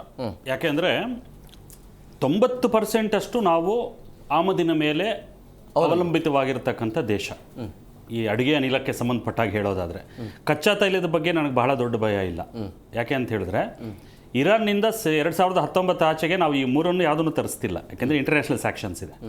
ಇರಾನ್ ನಮ್ಮ ಜೊತೆ ನಿಂತಿರೋದು ಅಡ್ವಾಂಟೇಜ್ ಏನಿದೆ ಅಂದರೆ ಹಾರ್ಮುಜ್ನ ಏನು ಅವರು ಸಂಧಿನ ಅವರು ಕಂಟ್ರೋಲ್ ಮಾಡ್ತಿದ್ರು, ನಮಗಲ್ಲಿ ಒಂದು ಸ್ವಲ್ಪ ಪ್ಯಾಸೇಜ್ ಸಿಗುತ್ತೆ ಅನ್ನೋದು ಬಿಟ್ಟರೆ ಇರಾನಿಂದ ನಾವು ಯಾವುದೇ ಇಂಪೋರ್ಟ್ಸ್ ಇಲ್ಲ 2019 ನಂತರ ಸ್ಯಾಂಕ್ಷನ್ಸ್ ಇರೋದ್ರಿಂದ. ಆದರೆ ನಮಗೆ ಬರ್ತಕ್ಕಂಥ ಬಹುತೇಕ ಈ ಅಡುಗೆ ಅನಿಲ ಏನಿದೆ, ಪ್ರತಿಶತ 40-60% ಕಚ್ಚಾ ತೈಲ ಏನಿದೆ, ಮತ್ತು ಲಿಕ್ವಿಫೈಡ್ ನ್ಯಾಚುರಲ್ ಗ್ಯಾಸ್ LNG ಏನಿದೆ, ಇದರಲ್ಲಿ ಪ್ರತಿಶತ 40-60% ಇದು ಬರೋದು ಆ ಕೊಲ್ಲಿ ರಾಷ್ಟ್ರಗಳ ಕಡೆಯಿಂದ. ಅಡುಗೆ ಅನಿಲ ನಮಗೆ ಹೆಚ್ಚು ಬರ್ತಾ ಇರೋದು ಕತಾರಿಂದ, ಇರಾನಿಂದ ಅಲ್ಲ. ಅದೊಂದು ಪೈಪ್ಲೈನ್ ಪ್ರಾಜೆಕ್ಟ್ ಇತ್ತು, ಮಧ್ಯದಲ್ಲಿ ಏನೋ ಒಂದು ಸಮಸ್ಯೆ ಆಗಿದೆ, ಯಾಕೆಂದರೆ ಅಮೆರಿಕನ್ ಸ್ಯಾಂಕ್ಷನ್ಸ್ ಇದೆ ಅನ್ನೋ ಕಾರಣಕ್ಕೆ. ಒಂದು ಒಳ್ಳೆ ಸುದ್ದಿ ಅಂತ ಹೇಳಿದ್ರೆ ಅಮೆರಿಕ ಈಗ ಸ್ಯಾಂಕ್ಷನ್ಸ್ ಹಾಕಿ ತಡೆದಿಟ್ಟಿದ್ದಂಥ ತೈಲನ ಈಗ ಬಿಡುಗಡೆ ಮಾಡ್ತಿದೆ. ಆ ಸ್ಯಾಂಕ್ಷನ್ಸನ್ನು ಲಿಫ್ಟ್ ಮಾಡ್ತಿದೆ. ಬಿಕಾಸ್ ಬೇರೆ ದೇಶಗಳ ಮೇಲೂ ಇದು ಪ್ರಭಾವ ಬೀರುತ್ತೆ, ಹಾಗಾಗಿ ಅಮೆರಿಕ ಮೇಲೂ ಪ್ರಭಾವ ಇದೆ ಇದರದ್ದು. ಈಗ ಕತಾರ್ ಜೊತೆ ನಮ್ಮ ಸಂಬಂಧ ಚೆನ್ನಾಗಿದೆ. ಕತಾರ್ ಜೊತೆ ಇರಾನ್ಗೆ ಏನು ದ್ವೇಷ ಇಲ್ಲ, ಆದರೆ ಶತ್ರುವಿನ ಮಿತ್ರ ನನ್ನ ಶತ್ರು ಅನ್ನುವಂಥ ಒಂದು ಲಾಜಿಕಲ್ಲಿ ಹೊಡಿತಾ ಇದೆ. ಈಗ ಇರಾನ್ಗೆ ಇವತ್ತು ಇಸ್ರೇಲ್ ಯಾವ ಒಂದು ಮನೋಧರ್ಮದಿಂದ ಅಟ್ಯಾಕ್ ಮಾಡ್ತೋ, ನಾನು ಉಳ್ಕೊಳ್ಳೋದೇ ಮುಖ್ಯ ಅಂತಂದು ಸರ್ವೈವಲ್ ಇಶ್ಯೂ ಅದು. ಅದೇ ಪರಿಸ್ಥಿತಿ ಇರಾನ್ಗೆ ಬಂದಿದೆ. ಈ ಯುದ್ಧದಿಂದ ಅಮೆರಿಕ ಸಾಧಿಸಿದ್ದೇನು? ಇದು ನೋಡಿಲ್ಲ. ಈ ಕಳೆದ ಸಂಚಿಕೆಯಲ್ಲಿ ನಾವೊಂದು ಇದೇ ಚರ್ಚೆ ಮಾಡಿದಾಗಲೂ ಹೇಳಿದ್ದೆ, ಮೇಲ್ಪದರದಲ್ಲಿ ನಿಂತು ನಾವು ಯುದ್ಧನ ಅಥವಾ ಯಾವುದೇ ಜಾಗತಿಕ ವಿದ್ಯಮಾನ ಅರ್ಥ ಮಾಡ್ಕೊಳ್ಳಿಕ್ಕೆ ನೋಡಿದ್ರೆ ನಮಗೆ ಸಮಗ್ರವಾದಂಥ ಚಿತ್ರಣ ಸಿಗೋದಿಲ್ಲ. ನಾವು ಆಳಕ್ಕಿಳಿಬೇಕು. ಆಳಕ್ಕಿಳಿದು ನೋಡಿದಾಗ ಇದು ಬಹಳ ದೂರದೃಷ್ಟಿ ಇರುವಂತಹ ದೀರ್ಘಕಾಲೀನ ಯೋಜನೆಗಳಿರುವಂತಹ ಉದ್ದೇಶದಿಂದ ಅಮೆರಿಕ ಇದು ಮಾಡಿದೆ. ಅಂಡ್ ಈ ನಡೀತಾ ಇರುವಂತಹ ಮತ್ತು ಬರ್ತಾ ಇರುವಂತಹ ಹೇಳಿಕೆಗಳು ಸತ್ಯ ಅನ್ನೋದಾದರೆ ಈ ಯುದ್ಧದ ಗತಿ ರೀತಿಯನ್ನು ನಿರ್ಧಾರ ಮಾಡ್ತಾ ಇರೋದು ಇವತ್ತು ಅಮೆರಿಕ ಅಲ್ಲ, ಅದು ನಿರ್ಧಾರ ಮಾಡ್ತಾ ಇರೋದು ಇಸ್ರೇಲ್, ಅಮೆರಿಕ ಅಲ್ಲ. ಅಮೆರಿಕ ಜೊತೆ ನಿಂತಿದೆ. ಫಸ್ಟ್ ಹೊಡೆದಿದ್ದು ಕೂಡ ಇಸ್ರೇಲೇ. ಇಸ್ರೇಲ್ಗೆ ಇದರಿಂದ ಎಕನಾಮಿಕಲಿ ಯಾವುದೇ ಆಬ್ಜೆಕ್ಟಿವ್ ಇಲ್ಲ, ಯಾವುದೇ ಆರ್ಥಿಕವಾದಂಥ ಲಾಭವನ್ನು ಇಸ್ರೇಲು ಬಯಸ್ತಾ ಇಲ್ಲ. ಇಸ್ರೇಲ್ಗೆ ಇದು ಸರ್ವೈವಲ್ ಇಶ್ಯೂ. ಯಾಕೆ ಅಂದರೆ ಇರಾನ್ ಕೂಡ ಬಹಳ ಸ್ಪಷ್ಟವಾಗಿ ಬಹಿರಂಗ ಹೇಳಿಕೆ ಕೊಟ್ಟಿದೆ, ನಾನು ಪರಮಾಣು ಸುಸಜ್ಜಿತ ರಾಷ್ಟ್ರ ಆದ ಕೂಡಲೇ ನನ್ನ ಮೊದಲ ಟಾರ್ಗೆಟು ಇಸ್ರೇಲ್ ಅಂತ. ನನ್ನ ಅಸ್ತಿತ್ವನೇ ಇಲ್ಲ ಅಂದ್ರೆ ನಾನು ಯಾರ ಜೊತೆ ಹೋರಾಟ ಮಾಡಲಿ? ಹಾಗಾಗಿ ನಾನು ಉಳ್ಕೋಬೇಕು, ನೀನನ್ನು ಪರಮಾಣು ಶಕ್ತಿ ಆಗಕ್ಕೆ ನಾನು ಬಿಡಲ್ಲ, ಅದಕ್ಕೆ ಯಾರ್ಯಾರು ಅಡ್ಡ ಬರ್ತಾರೆ ಎಲ್ಲರನ್ನೂ ತೆಗಿತೀನಿ. ಇದು ಇಸ್ರೇಲ್ ಚಿಂತನೆ. ಅಮೆರಿಕ ಇದರಲ್ಲಿ ದೂರದೃಷ್ಟಿಯ ಲಾಭಗಳಿವೆ. ಮೊದಲನೇದೇನು, ಮತ್ತೊಂದು ಪರಮಾಣು ಪವರ್ ಅಲ್ಲ, ಆದರೆ ಇರಾನ್ ಆಯಿತು ಅಂತ ಹೇಳಿದ ಕೂಡಲೇ ಇಷ್ಟು ದಿವಸ ಯಾವ ಕೊಲ್ಲಿ ರಾಷ್ಟ್ರಗಳು, ಅಮೆರಿಕದ ಮಿತ್ರ ರಾಷ್ಟ್ರಗಳು ಅಮೆರಿಕ ಶಕ್ತಿಯನ್ನು ನಂಬಿಕೊಂಡು ಸುಮ್ಮನಿದ್ವೋ ಅವುಗಳು ತಪ್ಪರಾಕಿ ಸ್ಟಾರ್ಟ್ ಮಾಡ್ತವೆ. ನಾವು ಈಗ ನ್ಯೂಕ್ಲಿಯರ್ ಆಗ್ಬೇಕು, ಯಾಕೆಂದ್ರೆ ಪಕ್ಕದ ಮನೆಯವರು ಟಿವಿ ತಗೊಂಡಿದ್ದಾರೆ, ನಾವು ತಗೋಬೇಕಷ್ಟೇ. ಇದು ಬಂತು ಅಂತ ಹೇಳಿದ್ರೆ ಇಡೀ ಮಧ್ಯಪ್ರಾಚ್ಯ ಇವತ್ತು ನ್ಯೂಕ್ಲಿಯರ್ ವೆಪನೈಸ್ ಆಗ್ಬಿಡುತ್ತೆ. ಅದಾಯ್ತು ಅಂತ ಹೇಳಿದ ಕೂಡಲೇ ದಿ ಟರ್ಮ್ಸ್ ಆಫ್ ನೆಗೋಸಿಯೇಷನ್ ಇದೆಯಲ್ಲ ಬದಲಾಗುತ್ತೆ. ಈಗ ಅಮೆರಿಕ ಜೊತೆ ಯಾಕೆ ಈ ಕೊಲ್ಲಿ ರಾಷ್ಟ್ರಗಳು ನಿಂತಿವೆ ಅಂತ ಹೇಳಿದ್ರೆ, ನಿಮ್ಮಲ್ಲಿ ಅಗಾಧ ಪ್ರಮಾಣದ ಸಂಪತ್ತಿದೆ, ನನ್ನಲ್ಲಿ ಟೆಕ್ನಾಲಜಿ ಇದೆ, ಡಾಲರ್ ಇದೆ, ಪ್ರೊಟೆಕ್ಷನ್ ಕೊಡ್ತೀನಿ ನಾನು, ನೀವೇನು ಹೊಸದಾಗಿ ಇನ್ವೆಂಟ್ ಮಾಡಬೇಡಿ, ನಿಮಗೆ ಅಟ್ಯಾಕ್ ಆಯಿತು ಅಂದರೆ ನಾನು ಬರ್ತೀನಿ ಜೊತೆಗೆ ಅಂತ ಇರೋದ್ರಿಂದ ಅವು ಯಾವುದೂ ಈ ಪರಮಾಣು ಶಕ್ತಿಯ ಹಪಾಹಪಿಗೆ ಬಿದ್ದಿಲ್ಲ. ಇರಾನಿಗೆ ಅದು ಲಭ್ಯ ಆಯಿತು ಅಂತ ಹೇಳಿದ್ರೆ ಇಮ್ಮಿಡಿಯೇಟ್ ಆಗಿ ಬೇರೆ ರಾಷ್ಟ್ರಗಳು ಪ್ರಾರಂಭ ಮಾಡುತ್ತವೆ, ಅಲ್ಲಿಗೆ ಎಲ್ಲಿಗೆ ಹೋಗಿ ನಿಂತ್ಕೊಳ್ತೀವಿ ನಾವು? ಇದು ಮೊದಲನೇ ಪ್ರಶ್ನೆ. ಸೊ ಜಾಗತಿಕ ಶಾಂತಿಯ ದೃಷ್ಟಿಕೋನದಲ್ಲಿ ನೋಡಿದಾಗಲೂ ಕೂಡ ಇದು ಮಾಡಬೇಕಾಗಿತ್ತು ಅಮೆರಿಕ ದೊಡ್ಡಣ್ಣನಾಗಿ. ಎರಡನೇದಾಗಿ ತನ್ನ ಪ್ರಭುತ್ವವನ್ನು ತೋರಿಸ್ಬೇಕಲ್ವೇ. ಮೂರನೇದಾಗಿ ದೀರ್ಘಕಾಲೀನವಾಗಿ ನೋಡಿದ್ರೆ ಇವ್ರು ಯಾರು ಇದ್ದಾರೆ ಕೊಲ್ಲಿ ರಾಷ್ಟ್ರಗಳು, ಎಲ್ಲಿ ತನಕ ಅವರು ಅಮೆರಿಕದ ಹಿಡಿತದಲ್ಲಿ ಇರ್ತಾರೆ ಅಲ್ಲಿ ತನಕ ಡಾಲರ್ ಬೆಲೆ ಚೆನ್ನಾಗಿರುತ್ತೆ. ಅವರನ್ನ ಇವರ ಹಿಡಿತದಿಂದ ತಪ್ಪಿದ್ರು ಅಂತ ಹೇಳಿದ್ರೆ ನೇರ ಪರಿಣಾಮ ಬೀರೋದು ಸಾಲವನ್ನೇ ನಂಬಿಕೊಂಡು ಬದುಕ್ತಾ ಇರ್ತಕ್ಕಂಥ ಅಮೆರಿಕ ಮೇಲೆ. ಹಾಗಾಗಿ ಅದನ್ನು ತಡಿಬೇಕು. ಯಾಕೆಂದ್ರೆ ಈ ಪರ್ಯಾಯ ರಾಷ್ಟ್ರಗಳು ಅಂತ ಬ್ರಿಕ್ಸ್ ಅಂತ ಏನು ಮಾಡ್ಕೊಂಡು ಹೊರಟುವೋ ಅವರು ಡಾಲರ್ಗೆ ವಿರುದ್ಧವಾಗಿ, ಡಾಲರ್ಗೆ ಪರ್ಯಾಯವಾಗಿ ಬೇರೆ ಒಂದು ಕರೆನ್ಸಿನ ಹುಟ್ಟಾಕಕ್ಕೆ ಹೊರಟುವೋ. ಅದಕ್ಕೆ ಹೊಡಿಬೇಕು ಅಂದರೆ, ಡಾಲರ್ನ ಉಳಿಸ್ಕೋಬೇಕು ಅಂದರೆ ಈ ಆಯಿಲ್ನ ಕಂಟ್ರೋಲ್ ಮಾಡಲೇಬೇಕು. ದೀರ್ಘಕಾಲೀನವಾಗಿ ಅತಿ ಹೆಚ್ಚು ಆಯಿಲ್ ಮತ್ತು LNG ಇರುವಂಥ ರಾಷ್ಟ್ರಗಳಲ್ಲಿ ಇರಾನ್ ಕೂಡ ಒಂದು. ಅದನ್ನು ನೇರವಾಗಿ ತನ್ನ ಸುಪರ್ದಿಗೆ ತಗೊಳ್ಳುವಂಥ ಪ್ರಯತ್ನ ಮಾಡೋದಿಲ್ಲ ಅಮೆರಿಕ. ಈ ಭೌಗೋಳಿಕವಾಗಿ ಎಕ್ಸ್ಪ್ಯಾನ್ಷನಿಸ್ಟ್ ಕಂಟ್ರಿ ಅಲ್ಲ. ಈಗೇನೋ ಅಲ್ಲಲ್ಲಿ ಟ್ರಂಪ್ ಮಹಾಶಯ ಹೇಳ್ತಾ ಇರೋದು ಬಿಟ್ಟರೆ, ನಾನು ಗ್ರೀನ್ಲ್ಯಾಂಡ್ನ ತಗೊಳ್ತೀನಿ, ನೆಕ್ಸ್ಟ್ ಕ್ಯೂಬನ್ನ ತಗೊಳ್ತೀನಿ, ಸೇರಿಸ್ಕೊಳ್ತೀನಿ ಅನ್ನೋದು ಬಿಟ್ಟರೆ, ಅವರಿಗೆ ಅವರ ಹೌದಪ್ಪಗಳು ಅಧಿಕಾರದಲ್ಲಿ ಕೂಡಿಸ್ಬೇಕಷ್ಟೆ. ಅವ್ರು ಹೇಳಿದಂಗೆ ಕೇಳೋರು ಅಧಿಕಾರದಲ್ಲಿ ಕೂತ್ರೆ ಸಾಕು. ಹಾಗಾಗಿ ಅಮೆರಿಕದ ದೃಷ್ಟಿಕೋನದಲ್ಲಿ ಇದು ಅತಿ ಹೆಚ್ಚು ಸ್ಟೇಕ್ಸ್ ಇರುವಂಥ ಯುದ್ಧ. ಜಾಗತಿಕ ಮಟ್ಟದಲ್ಲಿ ಪ್ರತಿಷ್ಠೆ, ಅಂದ್ರೆ ಅಮೆರಿಕ ಅನ್ಕೊಂಡಿದ್ದೇ ಬೇರೆ ಆಗಿದೆ ಬೇರೆ ಅನ್ನೋ ರೀತಿ ಆಯ್ತು. ಅದಕ್ಕೆ ಬಹಳ ದೊಡ್ಡ ಕಾರಣ ಏನು ಅಂತ ಹೇಳಿದ್ರೆ, ಇರಾನ್ ಇದನ್ನ ಮುಂದೆನೇ ಊಹಿಸಿ ಅಳವಡಿಸಿಕೊಂಡಂತಹ ವ್ಯೂಹಾತ್ಮಕತೆ, ವ್ಯೂಹಾತ್ಮಕ ತಂತ್ರ ರಾದರ್. ಸಾಮಾನ್ಯಕ್ಕೆ ಈ ನಾವು ಟ್ರೆಡಿಷನಲ್ ಯುದ್ಧ, ಇರಾನ್ಗೆ ಗೊತ್ತಿತ್ತ ಅಮೆರಿಕ ಬರುತ್ತೆ ಅಲ್ಲ, ಓಪನ್ ಆಗಿ ಹೇಳಿತ್ತಲ್ವಾ ಕೂಡ. ಅಲ್ಲ, ಹೇಳಿದ ಮುಂಚೆ ಇದು ಅದರ ನೌಕೆಗಳು ಆಲ್ರೆಡಿ ಇರಾನಿಯನ್ ವಾಟರ್ಸ್ ಹತ್ರ ಸುತ್ತಾಡ್ತಾ ಇದ್ವು. ಆಮೇಲೆ ಅಮೆರಿಕ ಮತ್ತೆ ಇರಾನ್ಗೆ ಇದು ಹೊಸದೇನಲ್ಲ ಸಂಘರ್ಷ. ಬಹಳ ದೊಡ್ಡ ಮಟ್ಟಕ್ಕೆ ಇಲ್ಲಿ ಬೆಂಕಿ ಹಚ್ಚೋರು ಯಾರು ಅನ್ನೋದಷ್ಟೇ ಪ್ರಶ್ನೆ. ಅದು ಇಸ್ರೇಲ್ ಮಾಡ್ತಾ ಇರುತ್ತೆ ಅವಾಗ, ಯಾಕೆಂದ್ರೆ ಎಕ್ಸಿಸ್ಟೆನ್ಷಿಯಲ್ ಕ್ರೈಸಿಸ್. ಇದು ಎಲ್ಲದರ ಹಿನ್ನೆಲೆಯಲ್ಲಿ ನಿಂತು ನೋಡಿದಾಗ ಇರಾನ್ಗೆ ಇವತ್ತು ಕಳ್ಕೊಳ್ಳೋಕ್ಕೇನು ಇಲ್ಲ, ಯಾಕೆಂದ್ರೆ ಎಲ್ಲ ಕಳ್ಕೊಂಡಿದ್ದೀವಿ. ನಾನು ಹೋಗ್ತಾ ಇನ್ನೊಂದು 4 ಜನ ತಗೊಂಡು ಹೋಗ್ತೀನಿ. ಅಂದ್ರೆ ಇದು ನಾವು ಭಸ್ಮಾಸುರನ ಕತೆ ಕೇಳಿದ್ವಿ, ಯಕ್ಷಗಾನ ಪ್ರಸಂಗಗಳಲ್ಲಿ, ಸಿನಿಮಾಗಳಲ್ಲಿ ನೋಡಿದ್ವಿ. ಇರಾನ್ ಅಂತೂ ಸರೆಂಡರ್ ಆಗಲ್ಲ, ಈ ಯುದ್ಧದಲ್ಲಿ ಇರಾನ್ ಸರೆಂಡರ್ ಆಗಲ್ಲ. ಅಲ್ಲ, ಇಲ್ಲಿ ಸರೆಂಡರ್ ಪ್ರಶ್ನೆ ಬರೋದೇ ಇಲ್ಲ. ಅಲ್ಟಿಮೇಟ್ಲಿ ಒಂದು 4 ಜನ ಈ ಕೂತ್ಕೊಂಡು ಮುಖ್ಯಸ್ಥರು ಬೇರೆ ಬೇರೆ ದೇಶಗಳವರು ಏನೋ ಕರೆಸಿ ಒಂದು ಸಂಧಾನ ಅಂತ ಮಾಡಿ ಒಂದು ರೆಸ್ಪೆಕ್ಟ್ಫುಲ್ ಎಕ್ಸಿಟ್ ಇವತ್ತು ಅಮೆರಿಕಾಗೆ ಬೇಕಾಗಿದೆ. Iran has nothing to gain, ಯಾಕೆಂದ್ರೆ they have lost most of their assets. ನನ್ನ ಸಮಸ್ಯೆ ಇರೋದು ಇವತ್ತು ನಾಳೆದಲ್ಲ, ಇನ್ಫ್ರಾಸ್ಟ್ರಕ್ಚರ್ನ ಹೊಡಿತಾ ಇದ್ದೀರಾ. ಆಯಿಲ್ ರಿಫೈನರೀಸ್ದು ಇನ್ಫ್ರಾಸ್ಟ್ರಕ್ಚರ್ ಹೊಡೆದ್ರೆ ಇವತ್ತು ಬಿದ್ದಿದ್ದು ನಾಳೆ ಎದ್ದು ನಿಲ್ಸಕ್ಕೆ ಬಸ್ ಶೆಲ್ಟರ್ದು ರೂಫ್ ಟಾಪ್ ಅಲ್ಲ ಅದು. It takes years to build. So please be prepared for a real impact of the war. ಇಷ್ಟು ಬೇಗ ಇದರದ್ದು ಇಂಪ್ಯಾಕ್ಟು ಮುಗಿಯೋದಿಲ್ಲ. ಅಂಡ್ ಇವತ್ತು ನಾವು ಹೋಟೆಲ್ಗಳು, PGಗಳು ಅಂತ ಇದ್ದೀರಾ, ಇದು ಹೀಗೆ ಇನ್ನೊಂದು 20 ದಿವಸ ಮುಂದುವರೆದ್ರೆ ಮನೆಗಳಲ್ಲಿ ಅಡುಗೆ ಮಾಡೋದು ನಿಲ್ಲಿಸಬೇಕಾಗುತ್ತೆ ಗ್ಯಾಸನ್ನು ಬಳಸಿಕೊಂಡು. ಆಗ ನಿಜವಾದ ಸಮಸ್ಯೆ ನಮಗೆ ಪ್ರಾರಂಭ ಆಗುತ್ತೆ, ಮತ್ತೆ ಕಾಡುಗಳಿಗೆ ಹೋಗ್ಬೇಕಾಗುತ್ತೆ ಅನ್ನೋ ಗೊತ್ತಿಲ್ಲ. ರಾಜಣ್ಣ ಸರ್, ಅಂದ್ರೆ ಈಗ ಈ ಯುದ್ಧವನ್ನು ನಿಲ್ಲಿಸುವಂತ ಪ್ರಯತ್ನ ಭಾರತ ಮಾಡಬಹುದಾ? ಮೋದಿ ಕಡೆಯಿಂದ ಆಗಬಹುದಾ? ಸಾಧ್ಯತೆ ಇದೆಯಾ ಮನಸ್ಸು ಮಾಡಿದ್ರೆ? ಈ ಅಂತಾರಾಷ್ಟ್ರೀಯ ಮಟ್ಟದಲ್ಲಿ ಯಾಕಂದ್ರೆ 3 ದೇಶಗಳ ಜೊತೆ ನಮ್ಮ ಸ್ನೇಹ ಸಂಬಂಧ ಚೆನ್ನಾಗಿದೆ, ಸೊ ಆ ಪ್ರಯತ್ನ ಮಾಡಬಹುದಲ್ಲ ಅಂತೇಳಿ. ಖಂಡಿತವಾಗ್ಲೂ ನಾನು ಅಂತಾರಾಷ್ಟ್ರೀಯ ಮಟ್ಟದಲ್ಲಿ ವಿಚಾರಗಳನ್ನ ನಿಮ್ಮ ಮುಂದೆ ಇರುವಷ್ಟು ನನ್ನ ಇದೆಲ್ಲ ಆಗ ನೋಡಿದ್ರೆ ನಮ್ಮ ಸಾರ್ ಅವರು ಅವ್ರ ಹತ್ರನೇ ಮಾತಾಡ್ಸಿದ್ರೆ ಒಳ್ಳೇದು ಅಂತ ಅನಿಸುತ್ತೆ. ಏಕೆ ಅಂತಾರಾಷ್ಟ್ರೀಯ ಮಟ್ಟದಲ್ಲಿ ಸರ್ ತುಂಬ ಚೆನ್ನಾಗಿ ವಿಚಾರಗಳು ತಿಳಿದಿದ್ದಾರೆ, ಸರಿಯಾಗಿ ಮಂಡನೆಯನ್ನು ಮಾಡ್ತಾರೆ. ಹಾಗಾಗಿ ನನ್ನ ಈ ಆಟೋಮೊಬೈಲ್ ಕ್ಷೇತ್ರದಲ್ಲಿ ಇಂಧನದ ಒಂದು ಪಾತ್ರ ಮತ್ತು ಅಲ್ಲಿ ನಾವು ಸಸ್ಟೈನಬಿಲಿಟಿ ಹೇಗೆ ಸುಧಾರಿಸ್ಕೋಬಹುದು ವಿಚಾರವಾಗಿ, ಬಟ್ ಅಂತಾರಾಷ್ಟ್ರೀಯ ಮಟ್ಟದಲ್ಲಿ ನೀವು ಕೇಳಿದಂಥ ಪ್ರಶ್ನೆಗೆ ಸಾರ್ವೇನೆ ಭಾಳಷ್ಟು ಸಮರ್ಪಕವಾಗಿ ಉತ್ತರ ಕೊಡ್ತಾರೆ ಅಂತ ಅಂದ್ಕೊಂಡಿದ್ದೀನಿ. ಅವ್ರನ್ನೇ ಆ ಪ್ರಶ್ನೆನ ಅವ್ರಿಗೆ ವರ್ಗಾಯಿಸಿ. ಎಸ್, ಅದೇ ಬರ್ತೀನಿ ವಾಪಸ್. ರಾಜಣ್ಣ ಸರ್, ಈ ವಾಟ್ ನೆಕ್ಸ್ಟ್ ಅಂದರೆ ಮುಂದೆ ಭಾರತ ಏನು ಮಾಡಬೇಕು ಅಂತೇಳಿ? ಈಗ ಸಂಸ್ಕರಣಾ ಘಟಕ ನಮ್ಮಲ್ಲಿ 40% ಮಾತ್ರ ಇದೆ, ಅಂದರೆ ಉತ್ಪಾದನೆ ಅದು. ಸೊ ಹಂಗಾಗಿ ಅದರ ಕಡೆ ಹೆಚ್ಚು ಗಮನ ಕೊಡಬೇಕಾ? ವಾಟ್ ನೆಕ್ಸ್ಟ್ ಅಂತ ಪರಿಸ್ಥಿತಿ ಈಗ ನಾವು ಸಂಕಷ್ಟದಲ್ಲಿ ಸಿಲುಕಿದ್ದೀವಿ. ಸಂಕಷ್ಟ ಅಂದರೆ ಅದು ಕಷ್ಟದಲ್ಲೇ ಸಿಕ್ಕಾಕೊಂಡಿದ್ದೀವಿ. ಸಿಕ್ಕಾಕೊಂಡ ಸಂದರ್ಭದಲ್ಲಿ ನಾವು ಮುಂದೆ ದೀರ್ಘಕಾಲದಲ್ಲಿ ಏನು ಮಾಡ್ತೀವಿ ಅಂತ ಯೋಚನೆ ಮಾಡೋದಕ್ಕೆ ಆಗೋದಿಲ್ಲ. ಅದು ಬೇರೆ. ಒಂದು ಈ ತಕ್ಷಣದಲ್ಲಿ ಏನು ಮಾಡ್ತೀನಿ ಮತ್ತು ದೀರ್ಘಕಾಲದಲ್ಲಿ 2 ಯೋಜನೆಗಳನ್ನ ಹಾಕೋಬೇಕಾಗತ್ತೆ. ಇಲ್ಲಿನವರೆಗೂ ಆಗಿದ್ದಾಯಿತು. ಮುಂದೆ ನಾನು ಈ ಫಾಸಿಲ್ ಫ್ಯೂಯಲ್ಸ್ನ ಸ್ಟೋರ್ ಮಾಡಬೇಕಾದ್ರೆ ಯಾವ ಮಟ್ಟದ ಒಂದು ಮೂಲಭೂತ ಸೌಕರ್ಯಗಳನ್ನ ಇಟ್ಕೋಬೇಕು ನನ್ನ ಯೋಚನೆ. ಅದಕ್ಕೆ ಬೇಕಾದಂಥ